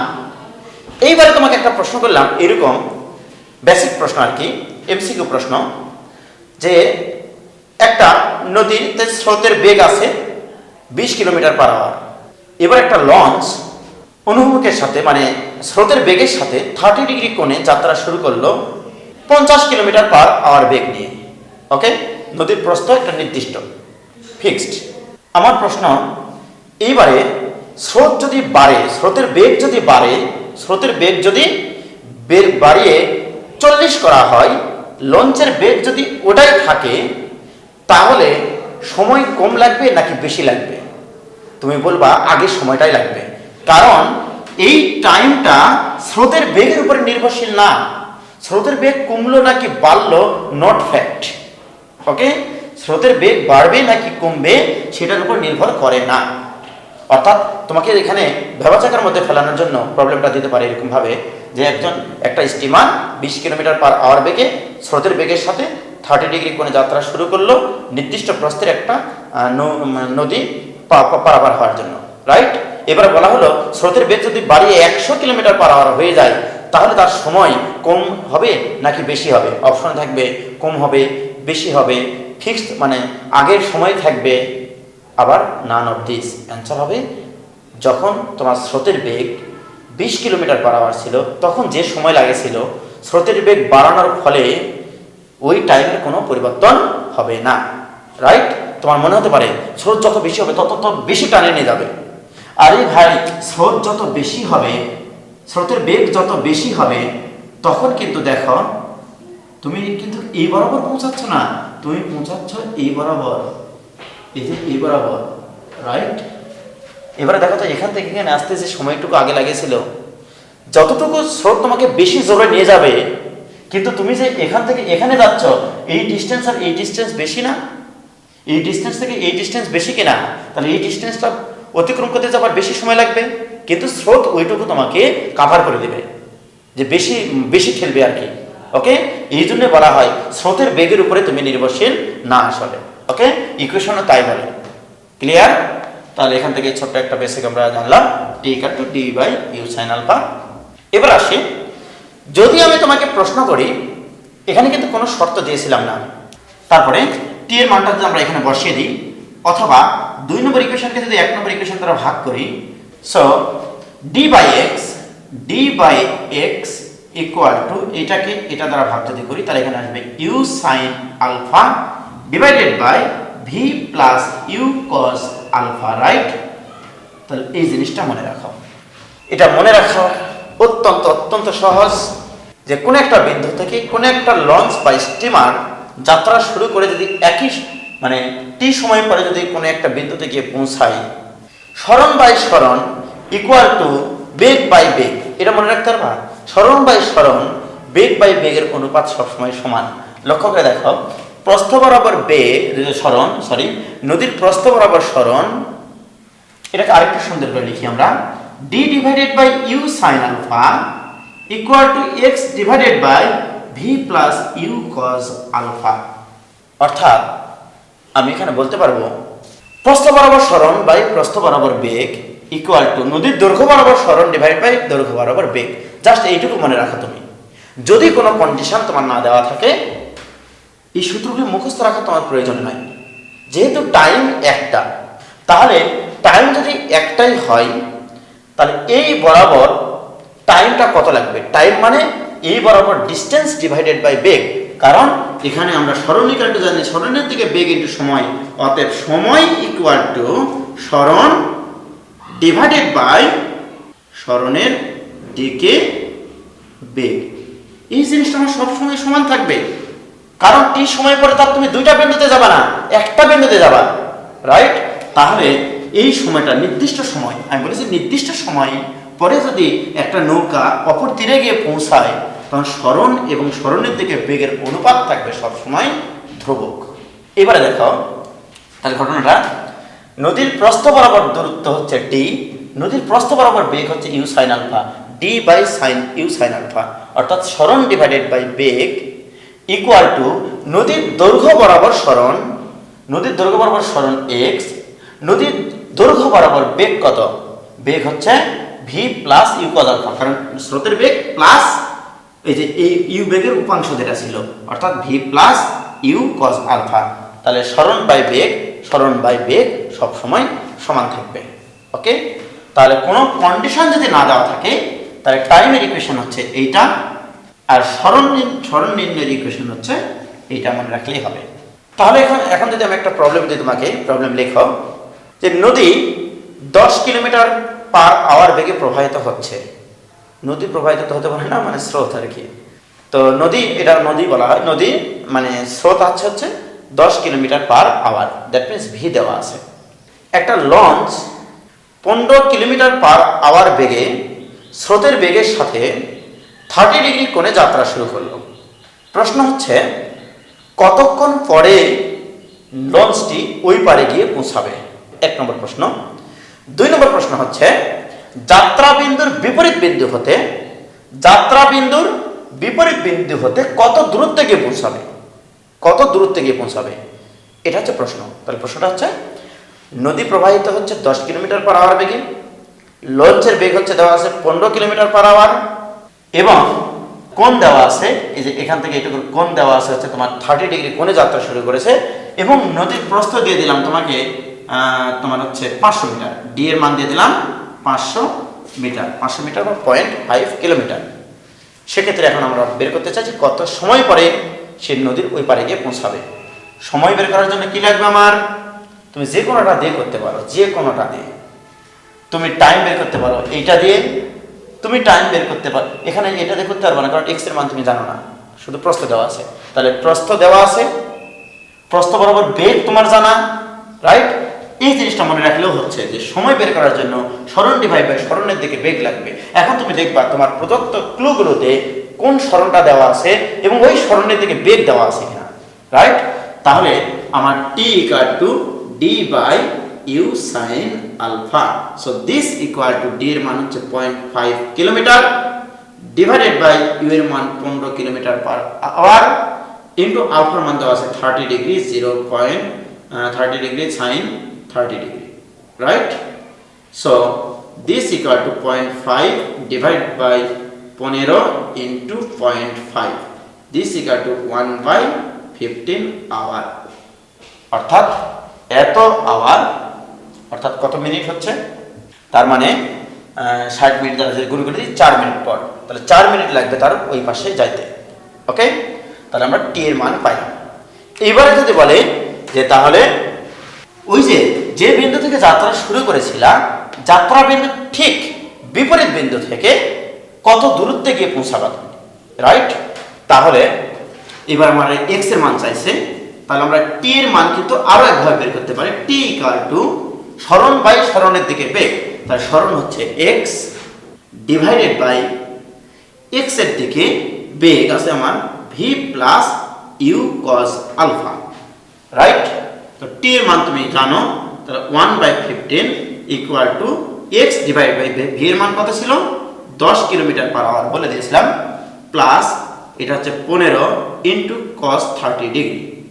সো এক্স ইকুয়াল টু আসবে 10 প্লাস √3/2 মানে আচ্ছা এখানে লিখলাম 15 ইন্টু √3/2 ডিভাইডেড বাই তোমার আসবে 15। সো এক্স এর মান আসবে, অতএব এক্স ইকুয়াল টু হচ্ছে 1.53 কিলোমিটার। অর্থাৎ বিপরীত বিন্দু থেকে, যে বিন্দু থেকে যাত্রা শুরু করেছিল সেই যাত্রা বিন্দুর জাস্ট বিপরীত বিন্দু থেকে সে মোটামুটি 1.5 কিলোমিটারের একটু বেশি দূরে গিয়ে পৌঁছাবে। তাহলে এই হচ্ছে প্রবলেম। এখানে কোনো শর্ত দেওয়া ছিল না, জাস্ট বলা ছিল স্রোতের বেগ, লঞ্চের বেগ, কত ডিগ্রি কোণে যাত্রা শুরু করেছে এবং নদীর প্রস্থটা শুধু দেওয়া ছিল, রাইট? এবারে আমি এখানে কিছু কন্ডিশন জুড়ে দেব। ফার্স্ট কন্ডিশন, এতক্ষণ পর্যন্ত আমি কোনো কন্ডিশন দেই নাই। এবার ফার্স্ট কন্ডিশন হচ্ছে ন্যূনতম পথে যাওয়ার জন্য, যদি সে ন্যূনতম পথে যেতে চায় তাহলে কি করতে হবে, ন্যূনতম সময় যেতে চায় তাহলে কি করতে হবে, রাইট? তো আমি প্রথম কেস আলোচনা করছি হচ্ছে ন্যূনতম সময় দেওয়ার জন্য। ন্যূনতম সময়ে সে পাড়ি দিতে চায়। জেনারেল কেসে আমরা আলোচনা করেছি টি এর মান হবে D by U sine alpha. In general T equal to D divide by U sine alpha. So T T depends upon D U and sine alpha. Okay, but যদি নদীর প্রস্থটা ফিক্সড দেওয়া থাকে এবং নৌকার বেগ যদি ফিক্সড হয়, স্থির হয়, একটা ধ্রুব সংখ্যা দেওয়া থাকে, তাহলে টি এর মান নির্ভরশীল হচ্ছে আলফার উপরে। অর্থাৎ যদি সাইন আলফার মান সর্বোচ্চ হয়, টি হবে মিনিমাম, সাইন আলফার মান যদি সর্বনিম্ন হয়, টি হবে ম্যাক্সিমাম। রাইট? সো আমি যদি বলি for minimum T sine alpha will be maximum, that is 1। Sine আলফার মান হতে হবে সর্বোচ্চ, অর্থাৎ আলফা ইকুয়াল টু π/2 বা 90 ডিগ্রি। অর্থাৎ ন্যূনতম সময় পাড়ি দেওয়ার জন্য লঞ্চটাকে কোন দিকে যাত্রা করতে হবে, প্রশ্ন হয় এরকম। ওকে, তাহলে ন্যূনতম সময় পাড়ি দেওয়ার জন্য আলফা মানে π/2, আলফা মানে এইটুকু, এবার আমার আলফার মান আসলে কত, π/2, দ্যাট মিন্স এইটুকু। অর্থাৎ তাকে যাত্রা শুরু করতে হবে এই বরাবর, নদীর প্রস্থ বরাবর যাত্রা শুরু করতে হবে। যদি সে ওই নদীটার ন্যূনতম সময় পাড়ি দিতে চায়, তাহলে অবশ্যই স্রোতের বেগের সাথে 90 ডিগ্রি কোণে যাত্রা শুরু করতে হবে। ওকে, সেক্ষেত্রে টি মিনিমাম ইকুয়াল টু d/u, এগুলো মনে রাখতে হবে। ন্যূনতম সময় পাড়ি দেওয়ার জন্য তাকে যাত্রা শুরু করতে হবে নদীর প্রস্থ বরাবর। ওকে, যাত্রা শুরুই করতে হবে নদীর প্রস্থ বরাবর, অর্থাৎ আলফা ইকুয়াল টু 90 ডিগ্রি। ওকে, তাহলে টি মিনিমাম ইকুয়াল টু d/u। সেক্ষেত্রে x এর মান কত? যখন টি মিনিমাম তখন আলফার মান π/2। সেক্ষেত্রে আসো x এর মান, সেক্ষেত্রে আমরা এই ইকুয়েশনটা আমরা কিভাবে পাবো? আমরা এই ইকুয়েশনটা পাবো, এই যে এই ইকুয়েশনটা d/u equal to x / v। কারণ cos আলফা cos 90 ডিগ্রি মান আসবে 0, cos 90 ডিগ্রি মান যদি 0 হয় তাহলে x/v। তাহলে কিন্তু ঘটনা ওই রকমই থাকলো। যদি সে ন্যূনতম সময় পাড়ি দিতে চায়, তার জন্য আমার সূত্র হচ্ছে এইটা, টি মিনিমাম ইকুয়াল টু d/u এবং d/u ইকুয়াল টু x/v। কারণ কি দেখো, যদি ন্যূনতম সময় পাড়ি দিতে চায়, তাহলে তাকে যাত্রা শুরু করতে হবে এই বরাবর, স্রোতের বেগ এই বরাবর, এবারে লব্ধি বেগ এইটা, দ্যাট মিন্স এখানে গিয়ে পৌঁছাবে। এবারে দেখো, লক্ষ্য করে, তাহলে এটা যদি আমার xই হয় আর এটা হচ্ছে আমার d ডিস্টেন্স, এবার আবার বেগ হচ্ছে v। আমরা কি শিখেছিলাম? সরণ এবং বেগের অনুপাত হবে সবসময় সমান। রাইট? দেখো, প্রস্থ বরাবর সরণ কত, d, প্রস্থ বরাবর বেগ কত, u, সুতরাং d/u ইকুয়াল টু হবে দৈর্ঘ্য বরাবর সরণ হচ্ছে x, দৈর্ঘ্য বরাবর বেগ হচ্ছে v, সুতরাং d/u ইকুয়াল টু হবে x/v। d/u equal to x/v। অর্থাৎ ন্যূনতম সময়ে পাড়ি দেওয়ার জন্য তাকে, মানে এই ডিস্টেন্সের ইকুয়েশন যদি লিখতে বলে, তাহলে d/u equal to x/v। Clear? এটা হচ্ছে ন্যূনতম সময়ে পাড়ি দেওয়ার জন্য টাইম কত লাগবে এবং এই ডিস্টেন্সের ইকুয়েশন। ওকে, এবার আসি, আমি জাস্ট জেনারেল ফর্মুলা থেকে কিন্তু বের করতে চাচ্ছি সবকিছু। যদি আমার ন্যূনতম পথে এবার পাড়ি দিতে চাই বা সোজাসুজি যদি লঞ্চটা পাড়ি দিতে চায়, তাহলে তাকে কোন দিকে যাত্রা করতে হবে? এদিকে কিন্তু স্রোত আছে, তাহলে কি করবে? সে যদি এদিকে সোজাসুজি যাত্রা শুরু করে, ওকে ঠেলতে ঠেলতে ঠেলতে ঠেলতে একসময় এখানে বা এখানে বা এখানে কোথাও যে নিয়ে যাবে। রাইট? বাট সে চাচ্ছে যে না, আমাকে ঠেলার পরেও যেন আমি এই বি বিন্দুতে গিয়ে পৌঁছাই, তাহলে তাকে আগে থেকে সাবধান হতে হবে যে স্রোত যেহেতু এদিকে প্রবাহিত, সুতরাং তাকে যাত্রা শুরু করতে হবে এই বরাবর। যাত্রা যদি এই বরাবর শুরু করে, তাকে ঠেলতে ঠেলতে ঠেলতে ঠেলতে ঠেলতে ঠেলতে ঠেলতে একসময় বি বিন্দুতে নিয়ে আসবে। ক্লিয়ার? তাহলে এখন প্রশ্ন হচ্ছে, বি বিন্দুতে যখন আসলো, তাহলে এবারের কেসটা আমি আলোচনা করবো হচ্ছে ন্যূনতম পথে পাড়ি দেওয়ার জন্য। ন্যূনতম পথে পাড়ি দেবে সে। তাহলে ন্যূনতম পথে পাড়ি দেওয়ার জন্য কি কন্ডিশনটা অ্যাপ্লাই করবো এখানে? এর আগে টাইম মিনিমাম হওয়ার জন্য সাইন আলফার মান সর্বোচ্চ হতে হয়েছে। এইবারে ন্যূনতম পথে যদি পাড়ি দিতে চায়, এর অর্থ হচ্ছে সেই নদীর দৈর্ঘ্য বরাবর কোনো দূরত্ব অতিক্রম করে না। দ্যাট মিনস নদীর দৈর্ঘ্য বরাবর কোনো সরণ সে অতিক্রম করে না। যদি সে সোজাসুজি এখানে গিয়ে পৌঁছায়, তাহলে x এর মান কত? 0। নদীর দৈর্ঘ্য বরাবর সরণ 0 হওয়ার অর্থ হচ্ছে নদীর দৈর্ঘ্য বরাবর বেগের মান হবে 0। এখন বলো, এই স্ট্রাকচারে নদীর দৈর্ঘ্য বরাবর বেগটি V plus U cos alpha, তাহলে ভি প্লাস ইউ কস আলফার মান হবে 0। যেহেতু আমার এই বরাবর কোনো সরণ নাই, এই বরাবর সরণ নাই মানে ওই দিককার বেগের অংশটা হবে 0। সো এখান থেকে কস আলফা ইকুয়াল টু লেখা যায় মাইনাস ভি বাই ইউ, অর্থাৎ যদি সে ন্যূনতম পথে পাড়ি দিতে চায় তাহলে কস আলফার মান হবে মাইনাস ভি বাই ইউ, অর্থাৎ নদীর দৈর্ঘ্য বরাবর বেগের মান হবে 0। এবারে দেখবা তোমাদের বইয়ে যদি স্রোতের বেগ দেওয়া থাকে 5, নৌকার বেগ দেওয়া থাকে 10, তাহলে কাটাকাটি কি হবে -12 আর আলফার মান হয় 120 ডিগ্রি। ফিজিক্সের যত রাইটারের বই আছে, ম্যাথমেটিক্সের যত রাইটারের বই আছে আমি দেখেছি যে স্রোতের বেগ যত দেওয়া থাকে নৌকার বেগ তার ডাবল দেওয়া থাকে এবং অ্যান্সার হয় 120 ডিগ্রি স্রোতের বেগের সাথে। এই জন্য অনেকে শেখায় এই স্রোতের বেগ সংক্রান্ত যত অঙ্ক আছে স্রোতের বেগের সাথে কত ডিগ্রি কোণ উৎপন্ন করলে ন্যূনতম পথে যাবে তোমার অ্যান্সার দেবে 120 ডিগ্রি। এইটা মাথায় রাখবা না, ওকে? এটা মাথায় রাখলেই তুমি ধরা খেয়ে যাবা, কারণ ওখানে তোমাদের প্রত্যেকটা বইয়ে এই স্রোতের বেগগুলো এই নৌকার বেগের বা লঞ্চের বেগের অর্ধেক দেওয়া থাকে বলেই ওটা 120 ডিগ্রি কোণে যাত্রা করতে হয়। ক্লিয়ার? তো এখান থেকে আরেকটা জিনিস আমরা লক্ষ্য করতে পারি, কজ আলফার মান যেহেতু আমরা জানি -1 থেকে +1 এর মাঝে থাকবে, এর অর্থ হচ্ছে এই ভি এর মান কখনোই ইউ এর মানের চাইতে বড় হবে না, অর্থাৎ স্রোতের বেগ নৌকার বেগের থেকে কখনো বড় হবে না। যদি হয়ে যায় ইম্পসিবল ব্যাপার, কখনো সে ওই নদী পার হতে পারবে না স্রোতের বেগ যদি থাকে নৌকার বেগের থেকে বেশি। ক্লিয়ার? দেখা গেল স্রোতের বেগ দেওয়া আছে 20, নৌকার বেগ দেওয়া আছে 10, জীবনও সে পাড়ি দিতে পারবে না। তার কজ আলফার মান আমরা পেয়ে গেছি। এবারে কজ আলফার মান যদি পাই তাহলে টাইম কত, টি ইকুয়াল আমরা জানি জেনারেল সূত্রে d divide by U sine alpha, right? So this equal to d divided by U into sine alpha মানে √1 minus cos square alpha. Cos square alpha মানে v by U. So this equal to minus v by U, d divide by U into √1 minus v square divide by you square. লসাগু করার পরে কাটাকাটি যদি করি আমরা তাহলে d ডিভাইডেড বাই আসবে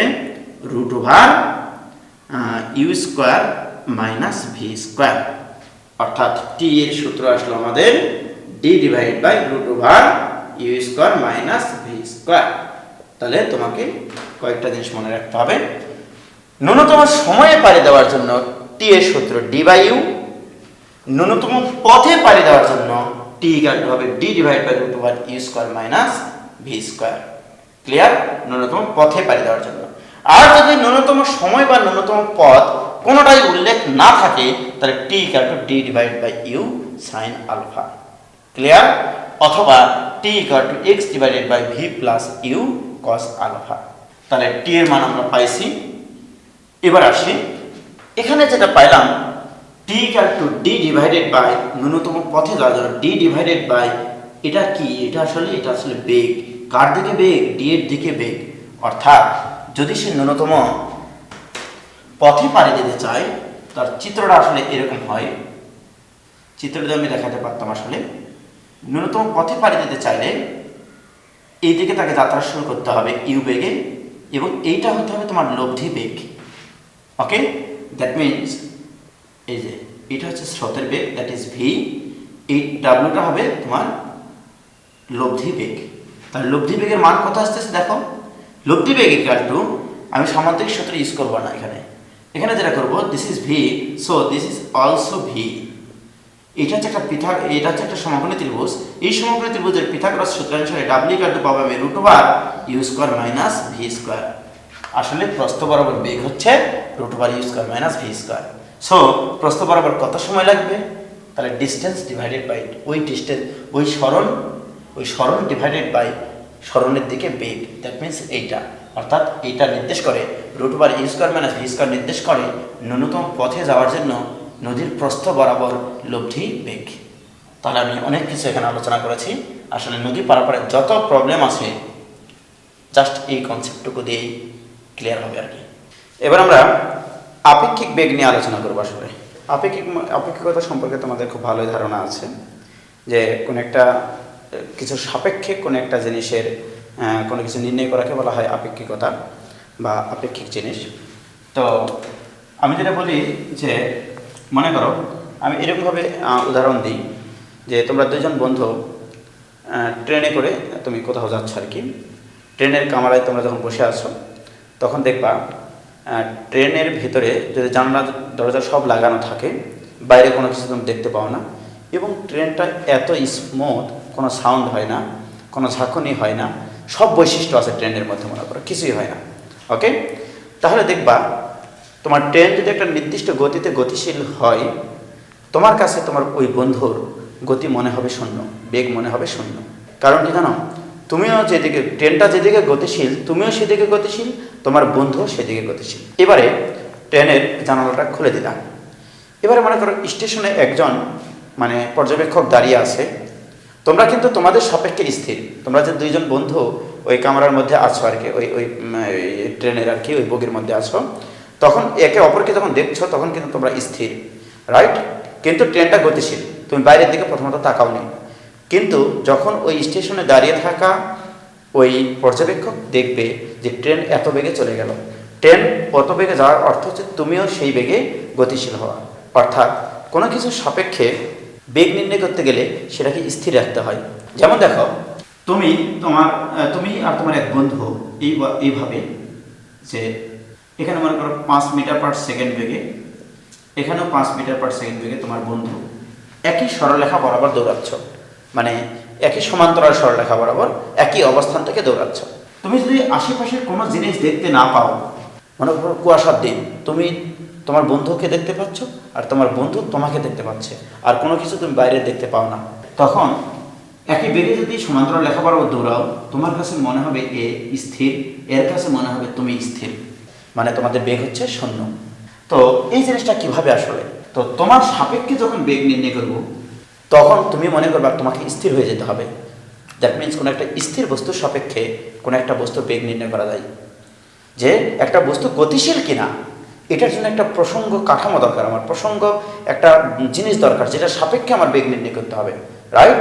তাহলে একটা স্থির গাছের সাপেক্ষে তুমি নির্ণয় করো না কেন, কোনো সমস্যা নেই। একটা গাছ দাঁড়িয়ে আছে, গাছের পাশ দিয়ে তুমি দৌড়ে গেলা, তখন গাছ মনে করবে তুমি ওইটাকে এত বেগে অতিক্রম করলা, রাইট?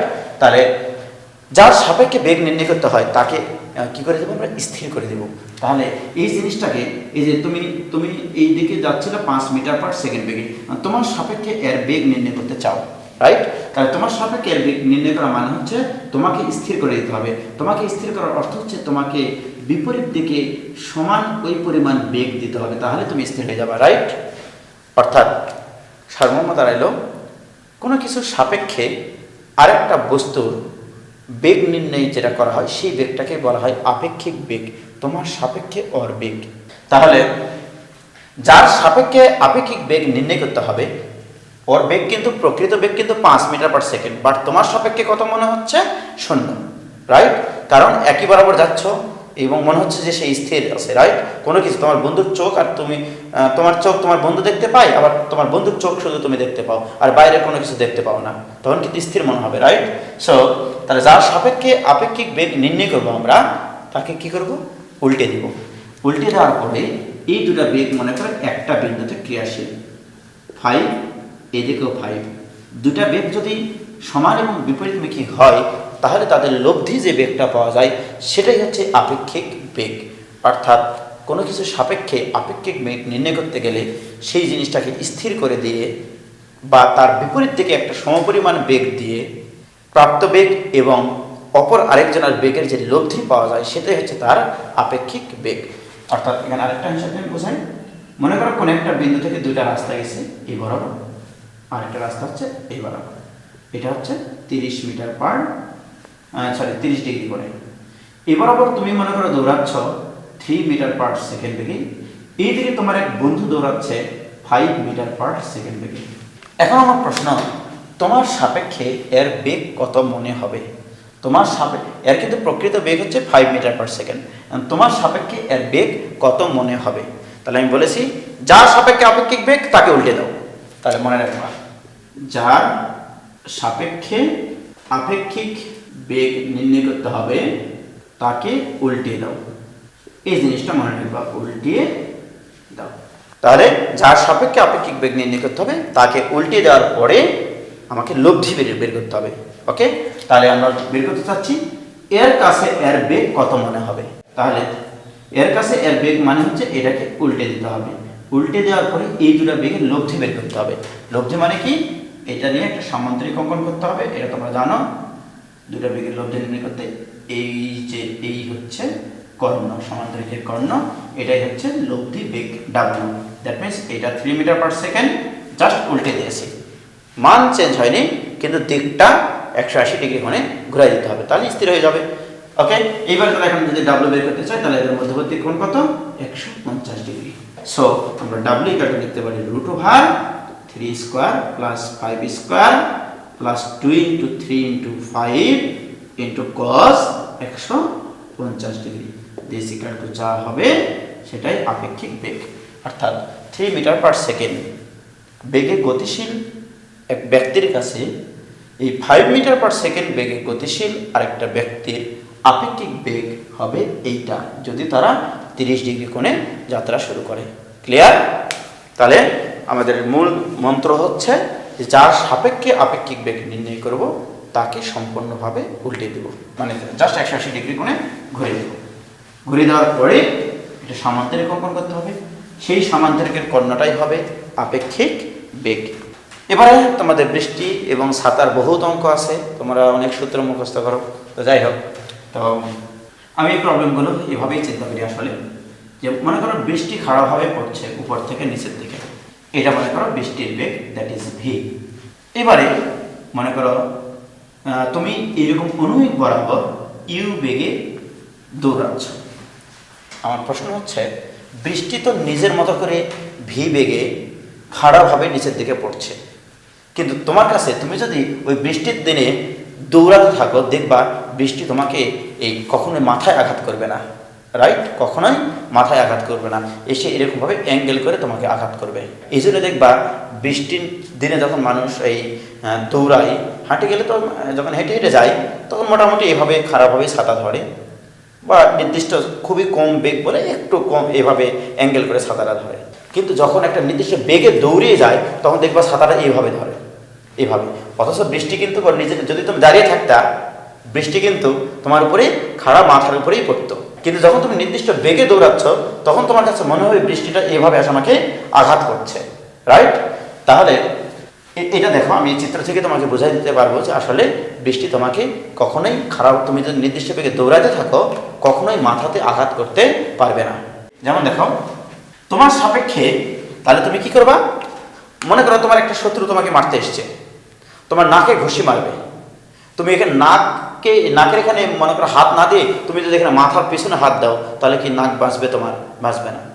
তোমার মনে রাখতে হবে তোমাকে শত্রু যে দিক থেকে আঘাত করবে তার বিপরীত দিকে তোমার প্রোটেকশন তৈরি করতে হবে, তাহলে তুমি সেই আঘাত থেকে বেঁচে দিতে পারো, সে আক্রমণ থেকে বেঁচে দিতে পারো। তাহলে দেখো তুমি বৃষ্টির দিনে এইভাবে দৌড়াচ্ছ, এখন তোমার কাছে বৃষ্টির বেগ কোন দিকে আসবে বলে মনে হয়, মানে কি জানো, তোমার সাপেক্ষের আপেক্ষিক বেগটা কত, এটা তো বৃষ্টির প্রকৃত বেগ। তাহলে বৃষ্টির প্রকৃত বেগ যেটা হয় তোমার সাপেক্ষে তার আপেক্ষিক বেগটা কত, অর্থাৎ স্থির একজন ব্যক্তির কাছে, স্থির ব্যক্তির কাছে বৃষ্টির বেগটা হচ্ছে ভি, খারাপভাবে পড়ে। বাট গতিশীল ব্যক্তির কাছে এর বেগ খারাপভাবে না। এটা এখন নির্ধারণ করবো আমরা। যার সাপেক্ষে আপেক্ষিক বেগ তাকে কি করবো, তাকে উল্টে দেব। উল্টে দেওয়ার পরে এখানে সামান্তরিক অঙ্কন করলে এই সামান্তরিকের যেটা কর্ণ আসবে সেই কর্ণটা হচ্ছে তোমার সাপেক্ষে বৃষ্টির বেগ। দেখো, অর্থাৎ প্র্যাকটিক্যালি দেখো যে বৃষ্টি নিজের মতো করে খারাপভাবে পড়তেছিল, বাট তোমার সাপেক্ষে তুমি যেহেতু একটা নির্দিষ্ট বেগে দৌড়াও, এই জন্য তোমার সাপেক্ষে আপেক্ষিক বেগ মানে তোমাকে উল্টে দিলাম। উল্টে দেওয়ার পরে একটা সামান্তরিক অঙ্কন করলাম, এই সামান্তরিকের কর্ণটা হবে এই দুটা বেগের লব্ধি বেগ, অর্থাৎ বৃষ্টি পড়বে এইভাবে, অর্থাৎ বৃষ্টি এইভাবে এইভাবে এইভাবে, তোমার কাছে মনে হবে বৃষ্টির ফোঁটাগুলো এইভাবে পড়তেছে, রাইট? তখন তুমি কি করবা, ছাতাটা বাধ্য হয়ে এইভাবে ধরবা, এইভাবে তুমি ছাতা ধরবা যেন বৃষ্টি তোমার গায়ে না পড়ে, রাইট? তাহলে এটা যদি বৃষ্টির আপেক্ষিক বেগ হয় তোমার সাপেক্ষে, তাহলে আপেক্ষিক বেগ ডাব্লিউ ইকুয়াল হবে √ইউ square plus V square. This equal to তোমার সাপেক্ষে, অর্থাৎ তোমার সাপেক্ষে বৃষ্টির আপেক্ষিক বেগ।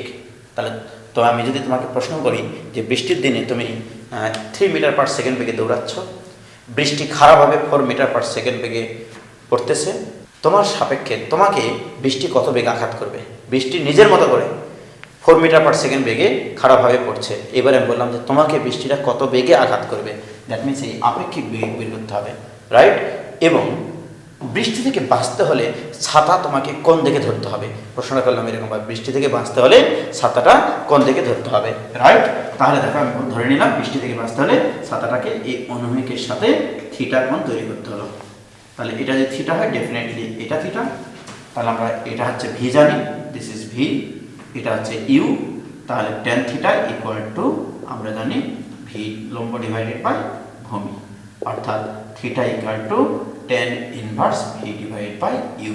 সূত্র কখনো এগুলো মুখস্থ রাখবে না, কারণ তোমার পরীক্ষা হলে দেখা গেল এইদিকে কোণ না দিয়ে এইদিকে দিল আলফা, এটা হচ্ছে উলম্বের সাথে কোণ, তাহলে tan আলফা, এটা হচ্ছে আলফা, ডেফিনেটলি এটা আলফা, এটা আলফা হলে tan আলফা ইকুয়াল টু লম্ব ডিভাইডেড বাই ভূমি, দ্যাট মিন্স এটা ইকুয়াল টু আসবে ইউ বাই ভি, অতএব alpha equal to tan inverse U by V. এটা হচ্ছে অনুভূমিকের সাথে ছাতা ধরতে হবে, এটা হচ্ছে অনুভূমিকের সাথে, ওকে, আর এটা হচ্ছে তোমার উল্লম্বের সাথে।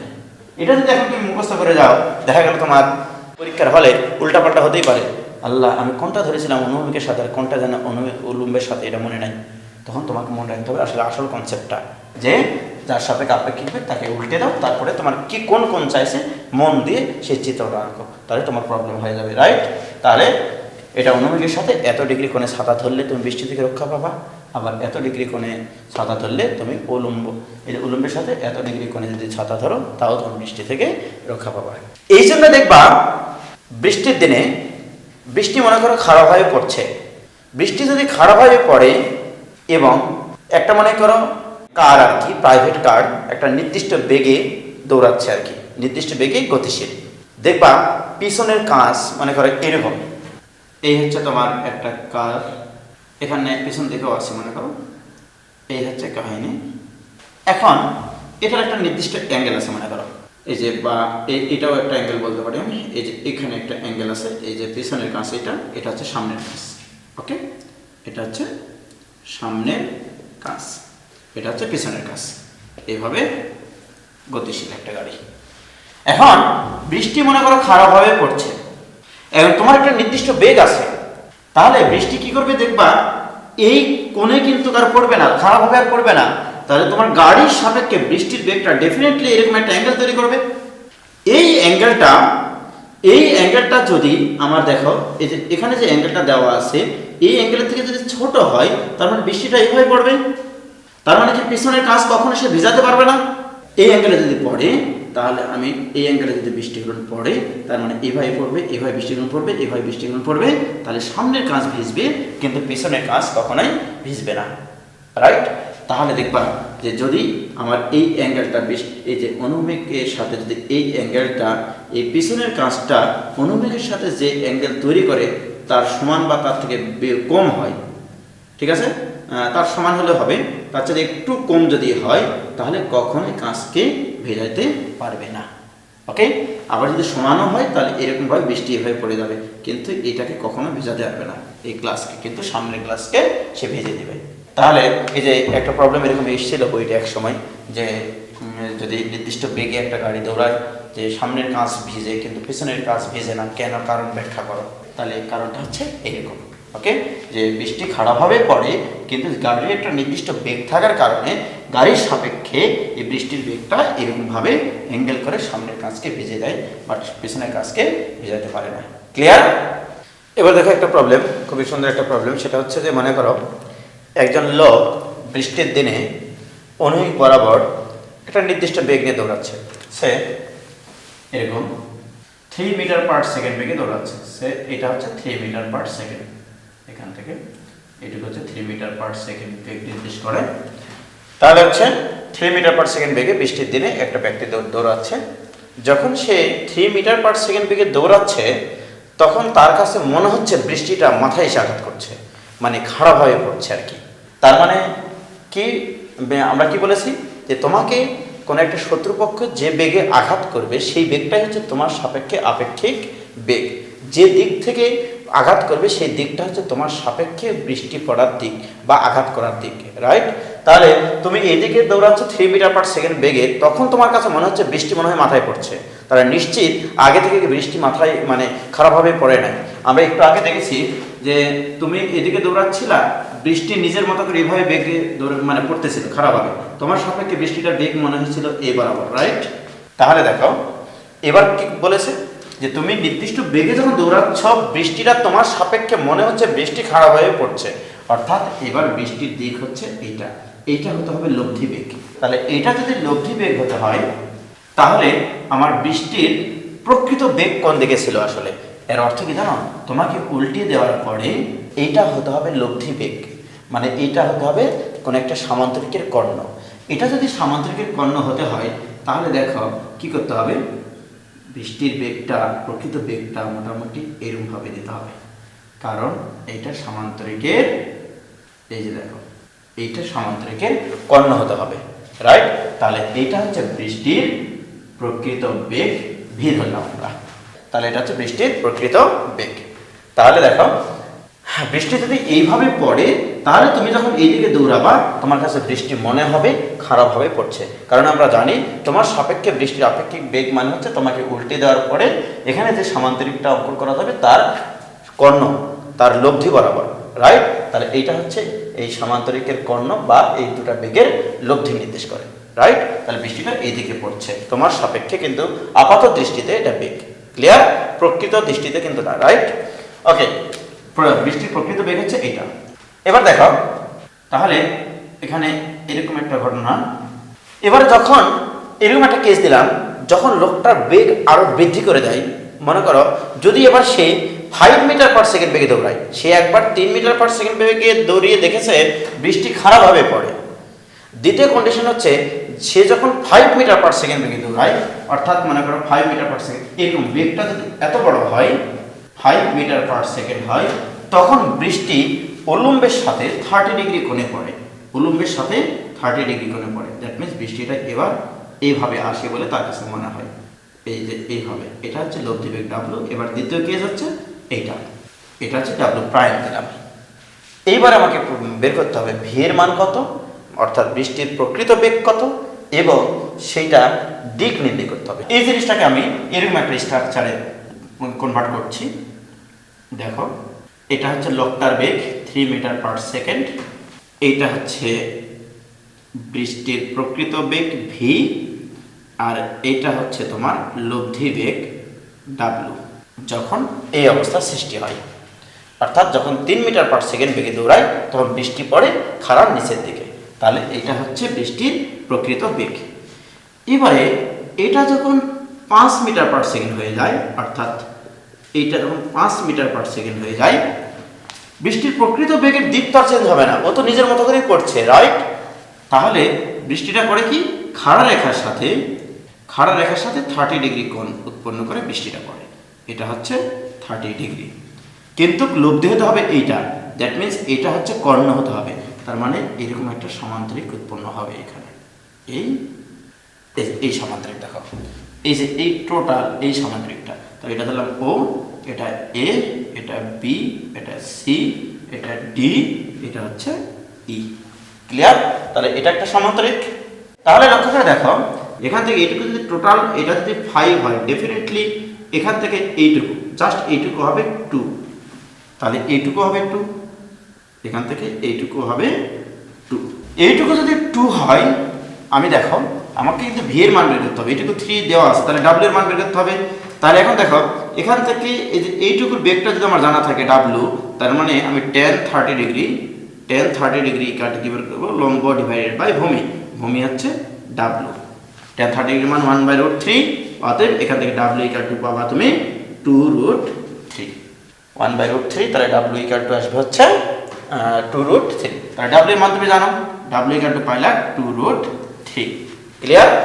তাহলে ডাব্লিউ জানা, ইউ জানা, অর্থাৎ এই যে এইটা 3 মিটার পার সেকেন্ড, তাহলে এটা জানা, এটা জানা, তাহলে লব্ধি ভি ইকুয়াল টু হবে √, কত, এটার উপর স্কয়ার প্লাস এটার উপর square, that means 3 square plus 2√3 এর উপরে square, this equal to √9 plus 12 equal to √21 এত মিটার পার সেকেন্ড।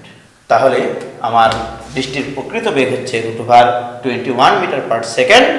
এবং এবার দেখব এটার দিক মানে আমি বললাম যে ওই ব্যক্তির বেগের সাথে সে আলফা কোণ উৎপন্ন করলো, তাহলে tan আলফা ইকুয়াল টু লম্ব ডিভাইডেড বাই ভূমি, লম্ব ডিভাইডেড বাই ভূমি। তাহলে লম্ব কত, এখানে লম্ব হচ্ছে 2√3, তাহলে লম্ব হচ্ছে 2√3 ডিভাইড বাই ভূমি কত 3, this equal to 2 divide by √3, অতএব alpha equal to tan inverse 2 divided by √3।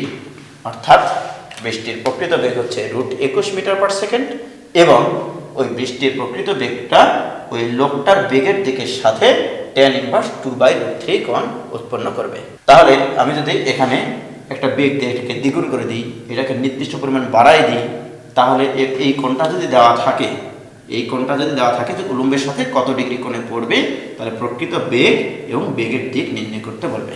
Clear? এবার দেখো, মনে করো যে এই দিক থেকে একটা ট্রেন এ কিনা ইউ বেগে এদিকে গতিশীল এবং আমি ধরে নিলাম এই ট্রেনের দৈর্ঘ্য হচ্ছে এখান থেকে এইটুকু হচ্ছে 400 মিটার এবং এই দিক থেকে আরেকটা ট্রেন আসতেছে, এর বেগ হচ্ছে টুয়াইস ইউ এবং এর দৈর্ঘ্য হচ্ছে 500 মিটার। এখন দুইটা ট্রেন সমান্তরাল লাইন বরাবর বিপরীত দিক থেকে পরস্পরকে অতিক্রম করবে। একজনের বেগ হচ্ছে ইউ একক আর একজনের বেগ হচ্ছে টুয়াইস ইউ একক। ট্রেন দুটার দৈর্ঘ্য একজনের 400 মিটার, একজন হচ্ছে 500 মিটার।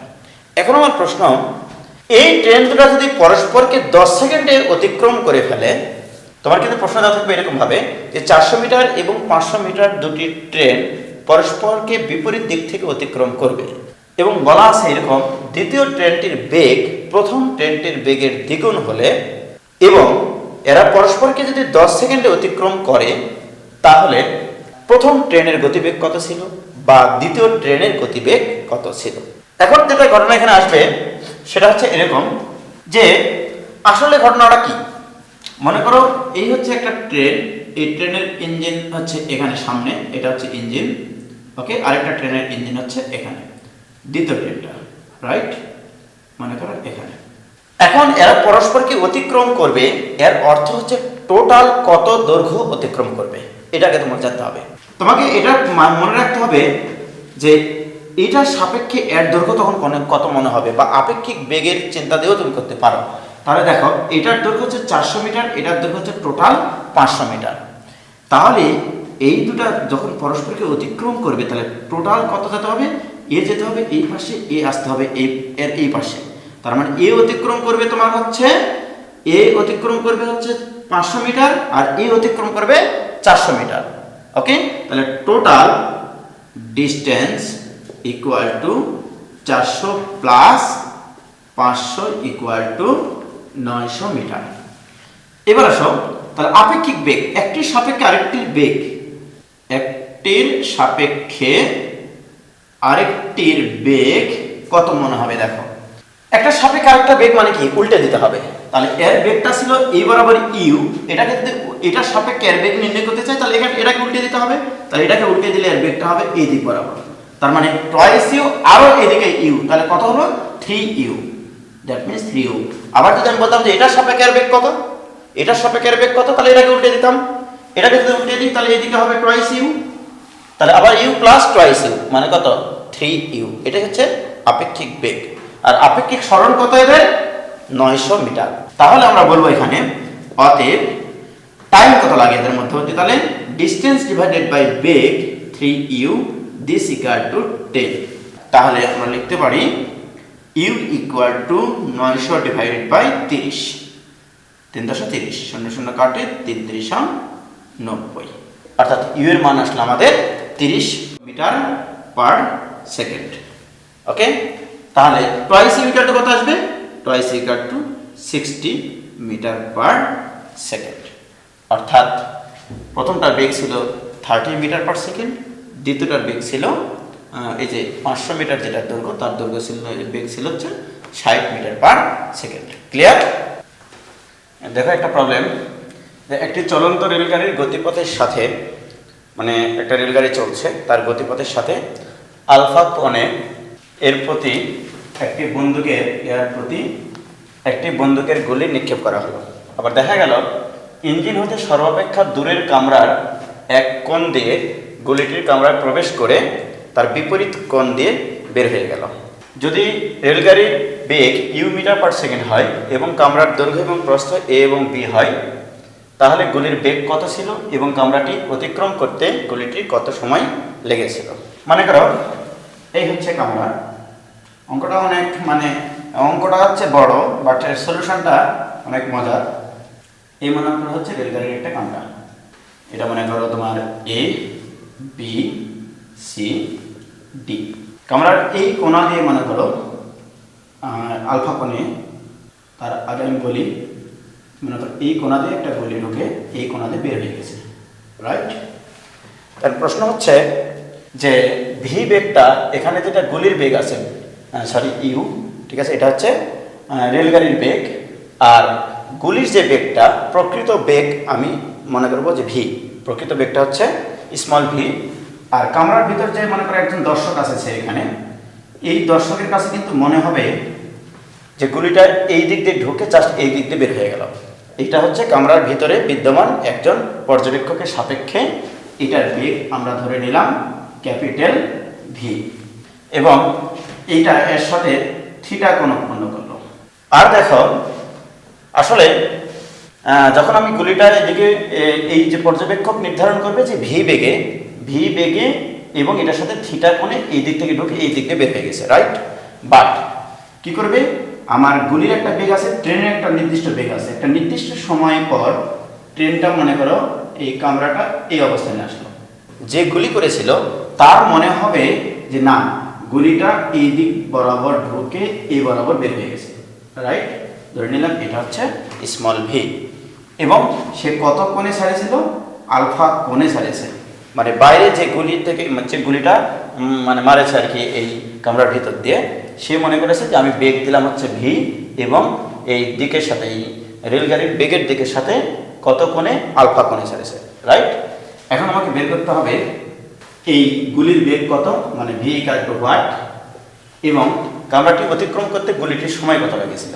মনে করলাম আমরা এখানে ই এবং এফ অবস্থানে আসার পরে এই গুলিটা এই এফ বিন্দুতে বের হয়ে চলে যায়, রাইট?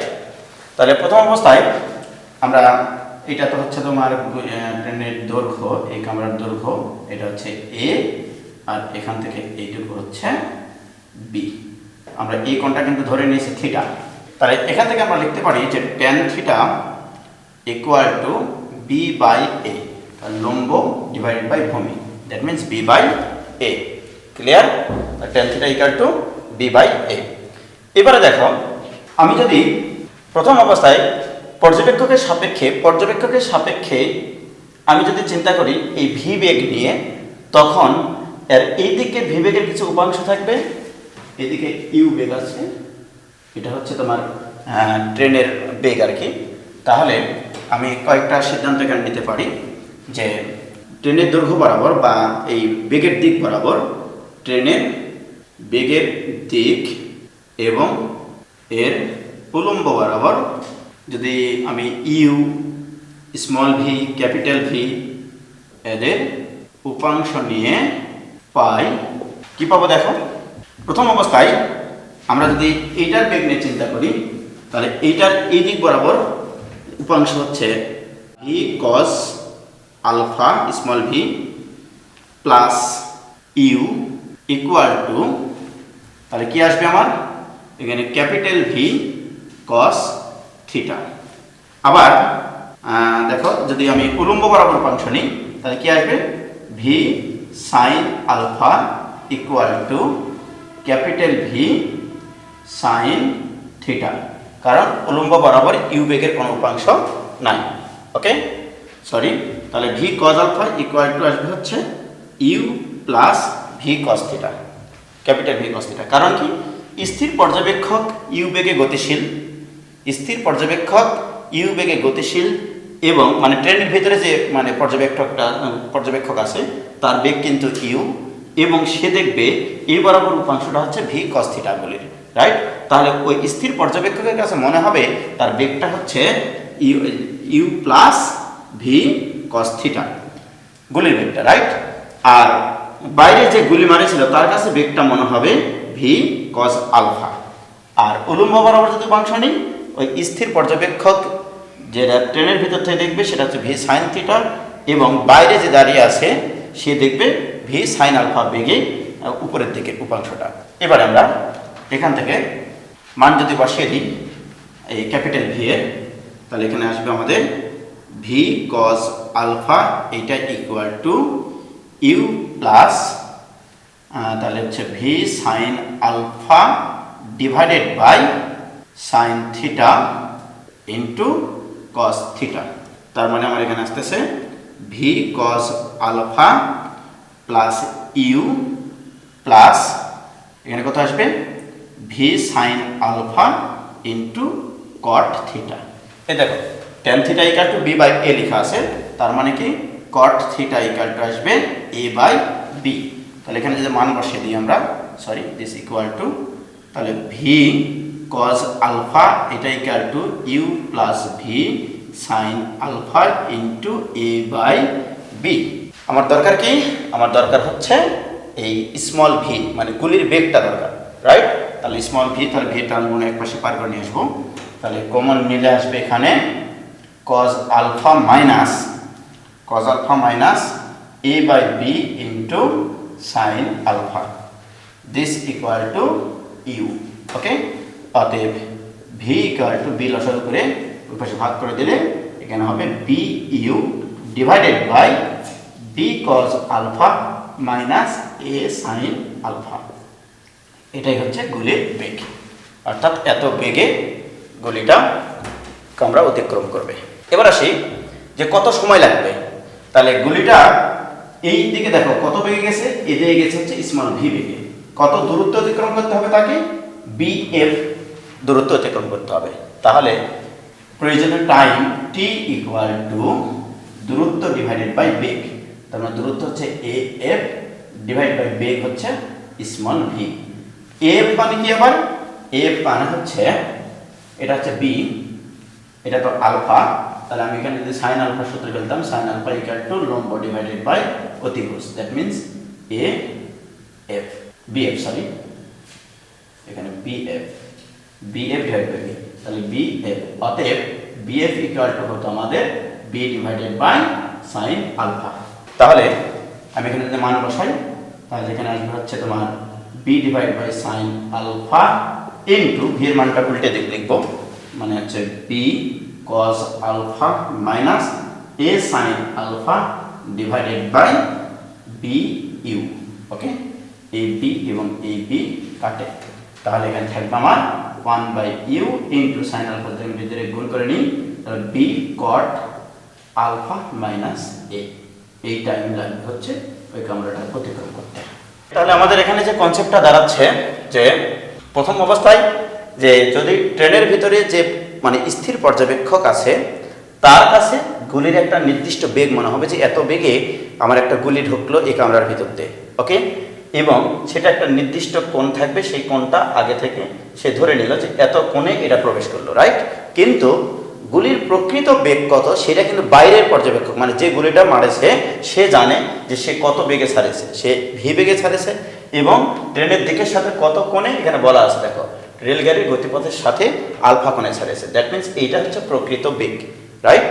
কারণ এইটা ওই বাইরে যে পর্যবেক্ষক ছিল সে দেখেছে যে এই কোণা দিয়ে ঢুকে বের হয়ে গেল এই কোণা দিয়ে, কিন্তু সেই সময় কিন্তু ট্রেন গতিশীল ছিল মানে কি ট্রেনটা আরেকটু সামনের দিকে যাবে, তাহলে এটা হচ্ছে প্রকৃত বেগ, এটা হচ্ছে তার প্রকৃত কোণ। ওকে, তাহলে আমরা তো জানি যে পৃথিবীর মানে সব কিছুই মানে যে কোনো পর্যবেক্ষকের সাপেক্ষে যে চিন্তাগুলো করা হয় সব সেম হতে হবে, রাইট? অর্থাৎ কামরার ভিতরে যে স্থির পর্যবেক্ষক আছে তার সাপেক্ষে অনুভূমি বরাবর যে বেগটা চিন্তা করবে সে, যে গুলির বেগটা অনুভূমি বরাবর তাহলে কত, তাহলে কি হবে চিন্তা করো। এই বেগটা ছিল হচ্ছে তোমার ওই স্থির পর্যবেক্ষকের সাপেক্ষে গুলির বেগ, মনে করলো যে এত বেগে একটা গুলি আসলো, রাইট? কিন্তু ট্রেনটা তো একটা নির্দিষ্ট বেগে গতিশীল ছিল ইউ, তাহলে এই বেগের এই দিক বরাবর উপাংশ টোটাল কত হবে? U plus V cos theta, right? এটা হচ্ছে তোমার কি ট্রেনের ভিতরে অবস্থিত স্থির পর্যবেক্ষকের সাপেক্ষে বেগ অনুভূমিক বরাবর, রাইট? আর বাইরে যে দাঁড়িয়ে আছে তার কাছে মনে হবে কি আমি তো ভি বেগে ছেড়েছি এবং সেটা তো আলফা কোণ সৃষ্টি করে, তাহলে এই বরাবর বেগ কত হবে? তাহলে এই বরাবর বেগ হবে V sine V cos alpha, sorry small V cos alpha. Clear? বেগ দুটো সমান হবে স্থির পর্যবেক্ষকের সাপেক্ষে এবং বাইরে যে ছিল তার সাপেক্ষে। ওকে, তাহলে এই ধরনের যদি প্রবলেম আসে, আমি জেনারেল প্রবলেম করেছি। এখন যদি তোমার কোণ দেওয়া থাকে, আদি বেগ ইউ দেওয়া থাকে, দেখো এখানে কি কি অজানা আমার? ইউ, বি, এ এবং আলফা ছাড়া আর কিন্তু কোনো অজানা নাই। ইউ মানে কি?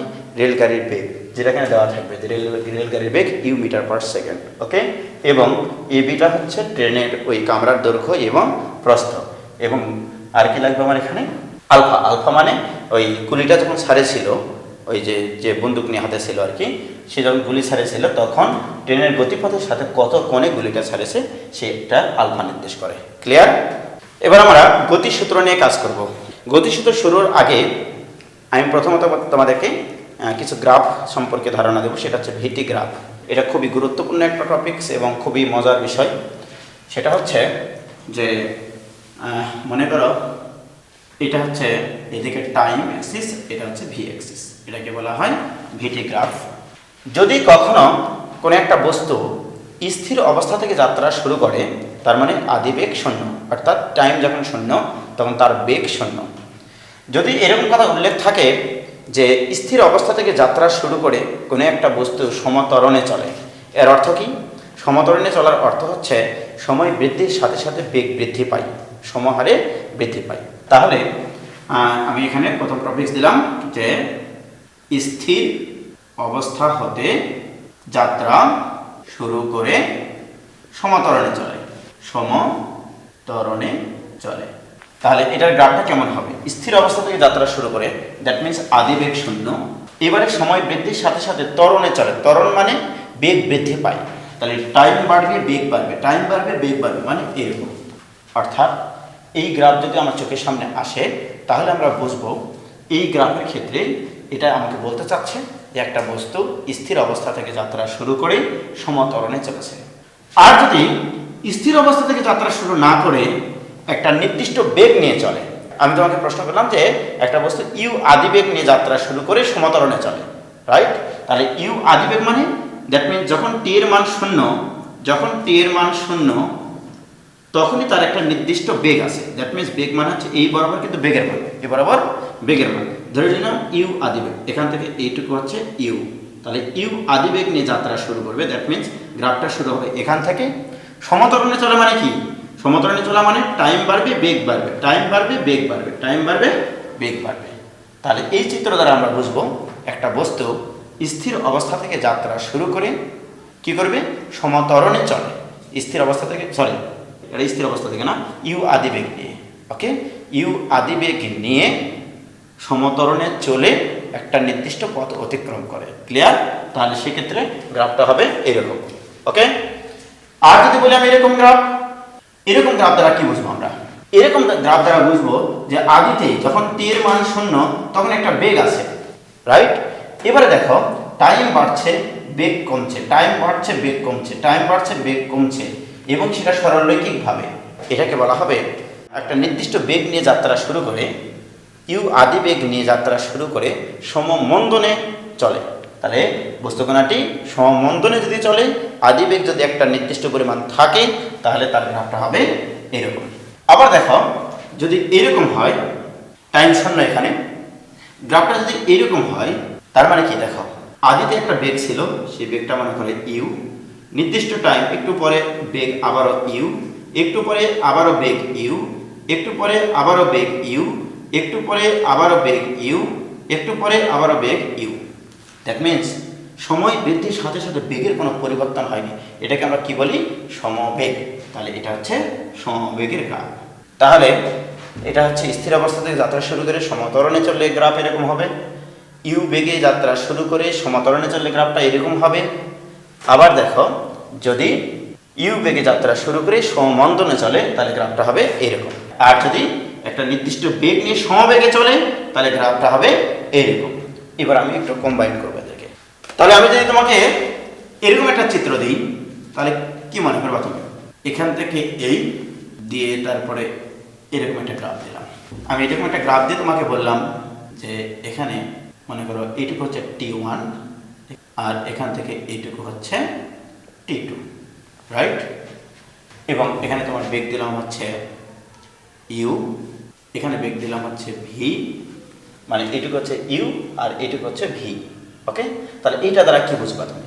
এইটা দ্বারা তুমি বুঝবা একটা বস্তুকণা ইউ আদি বেগে যাত্রা শুরু করে T1 সময় যাবৎ সে সমতরণে চলেছে। কারণ টাইম বাড়ছে, বেগ বাড়ছে, টাইম বাড়ছে, বেগ বাড়ছে, এবং এদের স্লোপ কিন্তু সেম। স্লোপ হচ্ছে একই স্লোপ মেনটেন করে এটা মনে করো ত্বরণটা বৃদ্ধি পায়। তার মানে হচ্ছে যে বেগ বৃদ্ধির হারটা সমহারে বৃদ্ধি পায়, দ্যাট মিনস সমতরণে চলে। আবার এরকম চলতে চলতে চলতে চলতে চলতে সর্বোচ্চ বেগ হয় ভি। সর্বোচ্চ বেগ কত এখানে? ভি। সর্বোচ্চ বেগ যখন ভি, তখন আবার কি করেছে? ব্রেক করেছে মনে করো। ওকে, তারপরে কি করেছে? T2 সময় যাবৎ সে কি করেছে? সমমন্দনে চলে এখানকার বেগ শূন্য, এর অর্থ হচ্ছে স্থির হয়ে গেছে।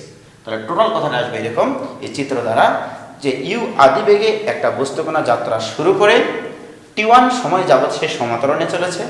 T1 সময় পরে তার বেগ হয়েছে ভি, তারপরে T2 সময় যাবৎ সে সমমন্দনে চলে থেমে গেছে। থেমে গেছে মানে শেষ বেগটা শূন্য হয়ে গেছে। ক্লিয়ার? এবার দেখো এই চিত্রটা কি বুঝবা তাহলে? এই আমি যদি এখানে এরকম দিই, this is T1, this is T2, এটা হচ্ছে, এটার উচ্চতা হচ্ছে ভি। এটা দ্বারা তাহলে কি বুঝবা? এটা দ্বারা বুঝবা আদিবেগ শূন্য। তাহলে স্থির অবস্থা থেকে যাত্রা শুরু করে T1 সময় গেছে সে সমতরণে এবং T2 সময় গেছে সে সমমন্দনে। সর্বোচ্চ বেগ কত হয়েছে পথের মধ্যে? এই পথের মধ্যে সর্বোচ্চ বেগ হয়েছে তার ভি। তাহলে এটা হচ্ছে স্থির অবস্থা থেকে যদি যাত্রা শুরু করি আমরা, স্থির অবস্থা থেকে যাত্রা শুরু করে সমতরণ ও সমমন্দন সংক্রান্ত গ্রাফ, এবং শেষ অবস্থা স্থির, শেষ অবস্থায় থেমে যায়। তাহলে এই গ্রাফ দ্বারা বুঝবো আমরা স্থির অবস্থা থেকে একটা বস্তুকণা যাত্রা শুরু করে T1 সময় যাবৎ সমতরণে চলেছে, অতঃপর T2 সময় যাবৎ সমমন্দনে চলে বস্তুকণাটি থেমে গেছে। তখন চিত্রটা হবে এরকম। এবার দেখো যদি এরকম হয়, এই এখানে তিনটা অংশ দিলাম আমি, লক্ষ্য করে দেখো, এইটুকু T1 ধরলাম, এইটুকু T2 ধরলাম, এইটুকু T3 ধরলাম। এখন দেখো যে এইটুকু দ্বারা কি বুঝবো আমরা? এই অঞ্চলটুকু, এই অঞ্চলটুকু এবং এই অঞ্চলটুকু, তিনটা অঞ্চল আছে এখানে, রাইট? এর উচ্চতা ধরলাম ভি, এর উচ্চতা হচ্ছে ভি, অর্থাৎ এখানকার বেগ আর এখানকার বেগ সেম, আর এই লাইনটা হচ্ছে এই অ্যাক্সিসের প্যারালাল, টি অ্যাক্সিস, এটা হচ্ছে ভি অ্যাক্সিস। তাহলে এই চিত্র দ্বারা বুঝবো একটা বস্তুকণা স্থির অবস্থা থেকে যাত্রা শুরু করে T1 সময় সে গেছে সমতরণে, T1 সময় পরে সমতরণে গেছে এবং বেগ হয়েছে সেখানে ভি, তারপরে T2 সময় যাবৎ সে বেগ বাড়ায়নি, ওই ভি বেগেই চলেছে, দ্যাট মিনস সমবেগে গেছে। তাহলে T2 সময় যাবৎ সমবেগে যাওয়ার পরে সে ব্রেক করেছে, অর্থাৎ বেগের বৃদ্ধির হারটা কমে দিয়েছে, অর্থাৎ হ্রাস করে দিয়েছে। অর্থাৎ T3 সময়ে এখান থেকে এই পর্যন্ত সে গেছে সমমন্দনে এবং এক সময় সে থেমে যায়। অর্থাৎ এখানে তিনটা অংশ, সমতরণ, সমবেগ এবং সমমন্দন। তাহলে কোনো একটা প্রবলেমে যদি দেখতে পাও সমতরণ এবং সমমন্দন সংক্রান্ত প্রবলেম, তখন এই গ্রাফ দিয়ে অঙ্ক করা যাবে। আবার যদি কোনো জায়গায় তুমি দেখতে পাও যে সমতরণ, সমবেগ এবং সমমন্দন কথা উল্লেখ আছে, তখন এইটা দিয়েই প্রবলেমটা করা যাবে। তাহলে আমরা এই গ্রাফগুলো কেমন হয় সেটা জাস্ট জানলাম। ক্লিয়ার? এবার আমরা ভিটি গ্রাফের সাথে XY তলের গ্রাফের কিছু মিল খুঁজে দেখবো যে আসলে কি ঘটনাটা ঘটছে আসলে। ওকে, যেমন আমি যদি তোমাকে একটা প্রশ্ন করি যে একটা বস্তুকণা ইউ আদি বেগ নিয়ে যাত্রা শুরু করে টি সময় পরে ভি বেগ প্রাপ্ত হয়, সমতরণে চলে ভি বেগ প্রাপ্ত হয়, তাহলে তার গ্রাফটা কেমন হবে? প্রশ্নটা কি? একটা বস্তুকণা ইউ আদি বেগে যাত্রা শুরু করে টি সময় পরে সমতরণে চলে ভি বেগ প্রাপ্ত হয়, তাহলে এটার গ্রাফটা কেমন হবে? তো তাহলে গ্রাফটা হবে এরকম, যে এটা হচ্ছে টি অ্যাক্সিস, এটা হচ্ছে ভি অ্যাক্সিস। তাহলে ইউ বেগে যাত্রা শুরু করে, দ্যাট মিনস প্রথমে আদিতে একটা বেগ আছে, এবার টি সময় যাবত চলে, মানে সমতরণে চলে। সমতরণে চলে মানে গ্রাফটা কেমন হবে আমি দেখিয়েছি একটু আগে, এই বরাবর, রাইট। এবং এখানে এসে বেগটা হচ্ছে তার ভি। তাহলে এইটুকুর বেগ হচ্ছে, এইটুকুর উচ্চতা হচ্ছে ভি, এখানে হচ্ছে বেগ ভি। এবং আমি জানি তোমরা এটা শিখেছ ক্লাস 9-10-এ যে ভি ক্যালকু হয় ইউ প্লাস এফ টি, অর্থাৎ শেষ বেগ ইকুয়াল টু আদি বেগ প্লাস ত্বরণ ইন্টু সময়। এটাকে একটু আমি একটু ভঙ্গিমায় লিখি, একটু ভঙ্গি করে, এফ টি প্লাস ইউ, অর্থাৎ v equal to f t plus u, right. তাহলে এইটা হচ্ছে তোমার ভিটি গ্রাফের একটা ইকুয়েশন। দেখো এখানে কিন্তু চলক হচ্ছে টি এবং ভি, দ্যাট মিনস এইটা চলক, এইটা হচ্ছে চলক, ওকে। এটা হচ্ছে স্বাধীন চলক, এটা হচ্ছে অধীন চলক, সময়ের সাপেক্ষে বেগের পরিবর্তন, রাইট। এবার যদি আমরা এক্স ওয়াই তল নিয়ে চিন্তা করি, এটা হচ্ছে এক্স অ্যাক্সিস, এটা হচ্ছে ওয়াই অ্যাক্সিস। এই ক্ষেত্রে আমরা যদি এরকম একটা গ্রাফ দেখতে পাইতাম, তোমাদের মনে আছে কিনা জানি না, সরলরেখা চ্যাপ্টারে শিখেছিলাম, ওয়াই অক্ষ থেকে কর্তৃত অংশের মান যদি সি হয় এবং এটা যদি এক্স অক্ষের ধনাত্মক দিকের সাথে থিটা কোণ উৎপন্ন করে, তাহলে ঢাল হচ্ছে m equal to tan theta. লক্ষ্য করে দেখো, এই সরলরেখার সমীকরণ তোমরা শিখেছিলাম y equal to M x plus c, right. তাহলে পৃথিবীতে যখন আমরা এক্স ওয়াই তল নিয়ে চিন্তা করেছিলাম, তখন এইরকম সরলরেখাটার সমীকরণ হচ্ছে Y equal to M x plus C. আর এখানে আমাদের যখন টি ভি অ্যাক্সিস অর্থাৎ ভিটি গ্রাফ, তখন এটাকে যদি একটু বর্ধিত করে দিই, এটাকে যদি বর্ধিত করে দিই, তারপরে দেখো এই সরলরেখা আর এই সরলরেখা কিন্তু সেম, মনে করো এটার সাথে এটা থিটা কোণ উৎপন্ন করে।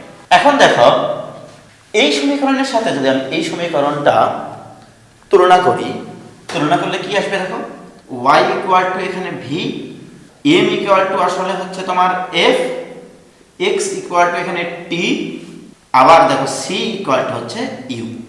অর্থাৎ আমি যে জিনিসটা বলতে চাচ্ছি, আমরা এক্স ওয়াই তলে যে জিনিসটাকে ঢাল হিসেবে জানতাম, সেটা ভিটি গ্রাফে এফ নির্দেশ করে। এফ এর পরিচয় কি? এফ এর পরিচয় হচ্ছে ত্বরণ। অর্থাৎ আমি বলতে চাচ্ছি ত্বরণ মানে হচ্ছে ভিটি গ্রাফের ঢাল নির্দেশ করবে। তাহলে ভিটি গ্রাফের যেটা ঢাল সেটাই হচ্ছে ত্বরণ নির্দেশ করবে। তাহলে ত্বরণ মানে হচ্ছে ভিটি গ্রাফের ঢাল। তাহলে ভিটি গ্রাফের ঢাল যদি পজিটিভ হয় তখন সেটা হচ্ছে ত্বরণ। যদি ভিটি গ্রাফের ঢাল পজিটিভ হয় তাহলে এখানে দুইটা ঘটনা, যে ভিটি গ্রাফের ঢাল পজিটিভ হলে সেটাকে আমরা বলবো ত্বরণ, আর ঢাল যদি নেগেটিভ হয়, ঢাল যদি নেগেটিভ হয় এটাকে আমরা বলবো হচ্ছে মন্দন। তাহলে ত্বরণ মন্দন, অর্থাৎ আমার যদি এরকম হতো যে আমার ভিটি গ্রাফটা হচ্ছে এরকম, সেক্ষেত্রে এটার ঢাল কিন্তু নেগেটিভ, কারণ এটা এক্স অক্ষের ধনাত্মক দিকের সাথে স্থূলকোণ উৎপন্ন করে, আর ট্যান স্থূলকোণ মানে নেগেটিভ। এবং এক্ষেত্রে আমরা জানি যে টাইম বাড়ছে কিন্তু বেগ কমছে, দ্যাট মিনস মন্দন হচ্ছে, রাইট। তাহলে আমরা এখান থেকে যেটা সারমর্ম জানলাম যে ত্বরণ মানে হচ্ছে ভিটি গ্রাফের ঢাল নির্দেশ করবে। তাহলে ভিটি গ্রাফের যদি ঢাল বের করতে পারো সেটাই তোমার হচ্ছে ত্বরণ। যেমন দেখো এখান থেকে যদি আমি ঢাল বের করতে চাই, ঢাল মানে হচ্ছে ট্যানজেন্ট, এটা আমি যোগ করে দিলাম এখানে, এটা কিন্তু টি সময় পর, আমি বলেছিলাম টি সময় পরে ভি বেগ প্রাপ্ত হয়, রাইট। তাহলে this is t, this is t, and this is u, this is v. তাহলে এটাও ইউ, এটাও ইউ, তাহলে এইটুকু কত হবে? এইটুকু হবে তোমার ভি মাইনাস ইউ। তাহলে এটা যদি থিটা হয়, ডেফিনেটলি এটা থিটা, তাহলে আমরা বলতে পারি এম মানে হচ্ছে ঢাল, টেন থিটা ইকুয়াল টু লম্ব ডিভাইড বাই ভূমি, লম্ব হচ্ছে v minus u divide by ভূমি মানে টি। এবং আমরা বলেছি যে ভিটি গ্রাফের যেটা ঢাল, ভিটি গ্রাফের ঢালটাই হচ্ছে ত্বরণ। So this equal to F, অতএব F equal to V minus U by T. এটা তোমরা জানো, 9-10 শিখেছিলে এটা সংজ্ঞা হিসেবে, যে একক সময়ে বেগ বৃদ্ধির হারকে বলা হয় ত্বরণ। দেখো একক সময়ে বেগ বৃদ্ধি হয়েছে, মানে টি সময়ে বেগের বৃদ্ধি হয় ভি মাইনাস ইউ, তাহলে একক সময়ে বেগ বৃদ্ধি হচ্ছে ভি মাইনাস ইউ বাই টি, সেটাই কিন্তু ত্বরণ হিসেবে এখানে তোমাদের সামনে আবারও হাজির হয়ে গেছে। বাট আমরা এই জিনিসটাকে একটু চিনলাম অন্যরকমভাবে, যে ত্বরণ মানে হচ্ছে ভিটি গ্রাফের ঢাল। এবার যে জিনিসটা একটু করতে চাচ্ছি সেটা হচ্ছে, মনে করো এটা হচ্ছে টি, এদিকে সময় অ্যাক্সিস, এটা হচ্ছে ভেলোসিটি অ্যাক্সিস। একটা বস্তুকণা ইউ আদি বেগে যাত্রা শুরু করে, মনে করো ইউ বেগ, এটা ইউ বেগে যাত্রা শুরু করে টি সময় যাবত সে সমতরণে চলে, গ্রাফটা এরকম হবে, এবং ভি বেগ প্রাপ্ত হয়, ভি বেগ প্রাপ্ত হয়। আমার প্রশ্ন হচ্ছে আমি এটার এরিয়া বের করতে চাই, তাহলে এটার একটু এরিয়া বের করে দেখবো আমরা কি আসে। তাহলে দেখো এটা কিন্তু একটা ট্রাপিজাম, এটা কিন্তু টি, এখান থেকে এটুকু হচ্ছে টি, এটুকু হচ্ছে ইউ, এটুকু হচ্ছে ভি। এখন এটার এরিয়া, তাহলে দেখো এই ট্রাপিজামের এরিয়া এইটা ইকুয়াল টু, এই ট্রাপিজামের এরিয়া ইকুয়াল টু কত আসবে দেখো, হাফ ইন্টু, তোমরা কি জানো সমান্তরাল বাহুদের যোগফল, সমান্তরাল বাহু মানে ইউ প্লাস ভি, তার মানে সমান্তরাল বাহুদের যোগফল ইন্টু এদের মধ্যবর্তী দূরত্ব, এদের মধ্যবর্তী দূরত্ব কত, টি। এই জিনিসটাই তোমরা 9 10 এ শিখেছিলাম, U plus V by 2 into T, কি শিখেছিলাম মনে আছে? এটা হচ্ছে এস এর একটা ইকুয়েশন। এটা কিন্তু আরো সুন্দর করে তোমরা লিখতে চাও, this equal to V U plus, V মানে কি, ভি হচ্ছে তোমার U plus F T divided by 2 into T, this equal to 2 U by 2 মানে U plus half F T into T, তার মানে this equal to U T plus half F T square. তাহলে area function এখানে আসলো আমার এইটা, অর্থাৎ যদি আমি ভিটি গ্রাফ আঁকতে পারি, এই হচ্ছে ভিটি গ্রাফ, এই ভিটি গ্রাফের এইটুকুর এরিয়া, এরিয়া যেটা পাইলাম সেটা হচ্ছে u t plus half F T square. মনে পড়ে এটা কি তোমাদের ক্লাস 9 10 এও শিখেছো, ইন্টারমিডিয়েট শিখেছো, দিস ইকুয়াল টু সরণের equation, S equal to UT plus half F T square, অর্থাৎ এখানে যেটা আসলো area equal to S. Okay, অর্থাৎ ভিটি গ্রাফের এরিয়া ইকুয়াল টু সরণ নির্দেশ করবে। তাহলে আমাকে যদি সরণ বের করতে বলে কোন একটা ভিটি গ্রাফের, যা শুধু এরিয়া বের করলেই হবে, শুধু কি বের করতে হবে, এরিয়া বের করলে চলবে। তাহলে আমরা এখানে দুইটা জিনিস শিখলাম, একটা হচ্ছে ত্বরণ যদি বের করতে চাই আমরা, যদি ভিটি গ্রাফ অঙ্কন করতে পারি তাহলে ত্বরণ অনেক সহজে বের করা যাবে। ত্বরণ মানে হচ্ছে ভিটি গ্রাফের ঢাল, ঢাল মানে কোন একটা সমকোণী ত্রিভুজের লম্ব ডিভাইডেড বাই ভূমি। ওই ভিটি গ্রাফে যদি আমরা দেখতে পাই একটা সমকোণী ত্রিভুজ আছে, সেটার যদি অতিভুজটা হচ্ছে এরকম হয় যে ওই টি অ্যাক্সিসের সাথে একটা নির্দিষ্ট পরিমাণ কোণ উৎপন্ন করে, সেক্ষেত্রে ঢালটাই হচ্ছে ত্বরণ বা মন্দন। আর সরণ যদি বের করতে বলে, সরণ বের করতে বললে ভিটি গ্রাফের এরিয়াটুকু বের করলেই হবে। দেখবা ত্রিভুজ আসতে পারে, চতুর্ভুজ আসতে পারে, দেখা গেল তোমার ট্রাপিজিয়াম আসতে পারে, এগুলোর এরিয়া আমরা খুব সহজে বের করতে পারি। এবার দেখো আমরা ভিটি গ্রাফের সাহায্যে এই আমরা ত্বরণ, মন্দন, সমমন্দন, সমত্বরণ, সমবেগ, এই সংক্রান্ত যত অঙ্ক আছে সব অঙ্কের মানে এই ভিটি গ্রাফ দিয়ে আমরা করতে পারি কিনা আসলে।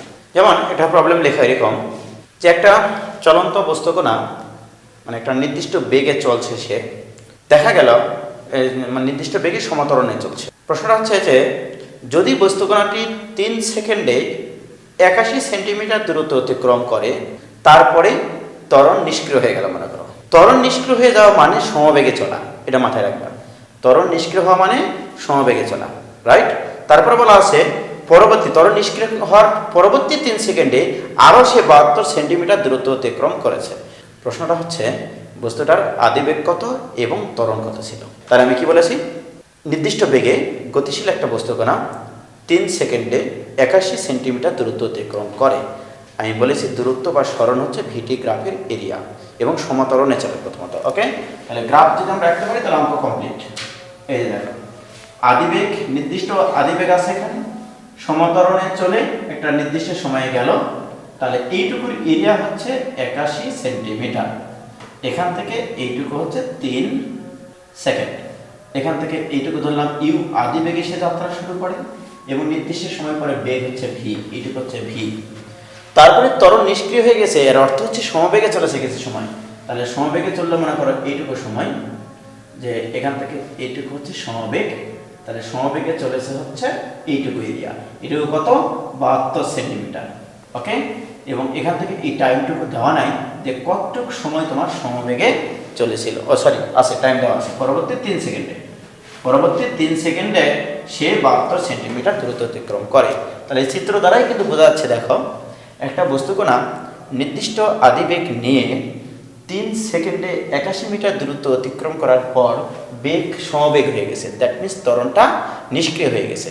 এখন তোমাকে বের করতে হবে ইউ ইকুয়াল টু হোয়াট, আদিবেগ কত এবং এর স্লোপটা কত, মানে ত্বরণটা কত। তাহলে ত্বরণ বের করতে গেলে আমার ভি এর মান লাগবে, তাহলে ইউ ভি এবং ইউভি পাইলে আমি কিন্তু এখানকার ঢাল পাবো। আমি বলেছি ত্বরণ মানে ভিটি গ্রাফের ঢাল। এই চিত্রের মধ্যে কিছু অপূর্ণতা আছে, একটু পরে আমি বলছি। আসলে আমরা ত্বরণ প্রথমেই বলেছি, তো আসলে কত আসে সেটা দেখি। প্রথম কথা হচ্ছে, আমরা এখান থেকে দেখো এখানে দুইটা আননোন, তাহলে এখানে একটা এরিয়া সূত্র দিয়ে দুইটা আননোন সলভ করা সম্ভব না। আবার এখানে দেখো এই এরিয়াটুকু, এই এরিয়া মানে হচ্ছে 72, তাহলে প্রথম কথা হচ্ছে 72 ইকুয়াল টু, যেহেতু আয়তক্ষেত্র দৈর্ঘ্য ইন্টু প্রস্থ, that means V into 3, that means এখান থেকে ভি ইকুয়াল টু পাইলাম আমরা 24 সেন্টিমিটার পার সেকেন্ড। ভি এর মান পেয়ে গেছি 24 সেন্টিমিটার পার সেকেন্ড। এবারে দেখো, তাহলে ভি এর মান পেয়ে গেছি। এখন যদি আমি এই ট্রাপিজিয়ামের এরিয়াটুকু কাজ করাই, যে 81 ইকুয়াল টু হাফ ইন্টু সমান্তরাল বাহুদের যোগফল, that means u plus v into এদের মধ্যবর্তী দূরত্ব হচ্ছে 3, দ্যাট মিনস 3।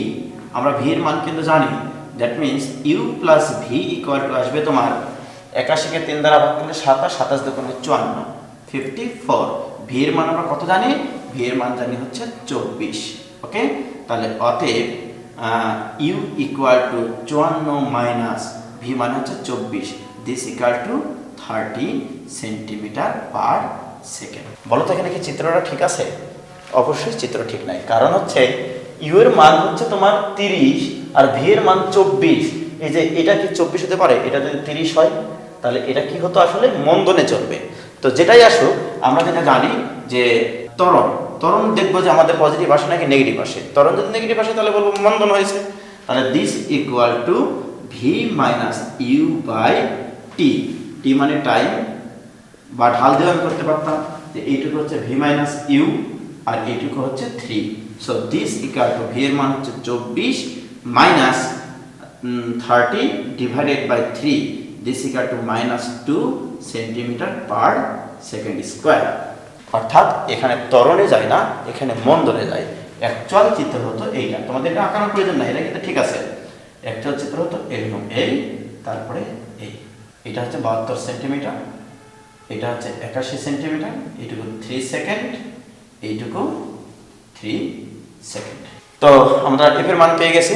তাহলে আমাদের কি কি চাইছিল প্রশ্নে চাইছিল যে একটা নির্দিষ্ট বেগ নিয়ে একটা বস্তুকণা যাত্রা শুরু করে 3 সেকেন্ডে 81 সেন্টিমিটার যায়, পরবর্তীতে ত্বরণ নিষ্ক্রিয় করার পরে আবার 3 সেকেন্ডে সে 72 সেন্টিমিটার যায়, আদিবেগ কত এবং ত্বরণ কত।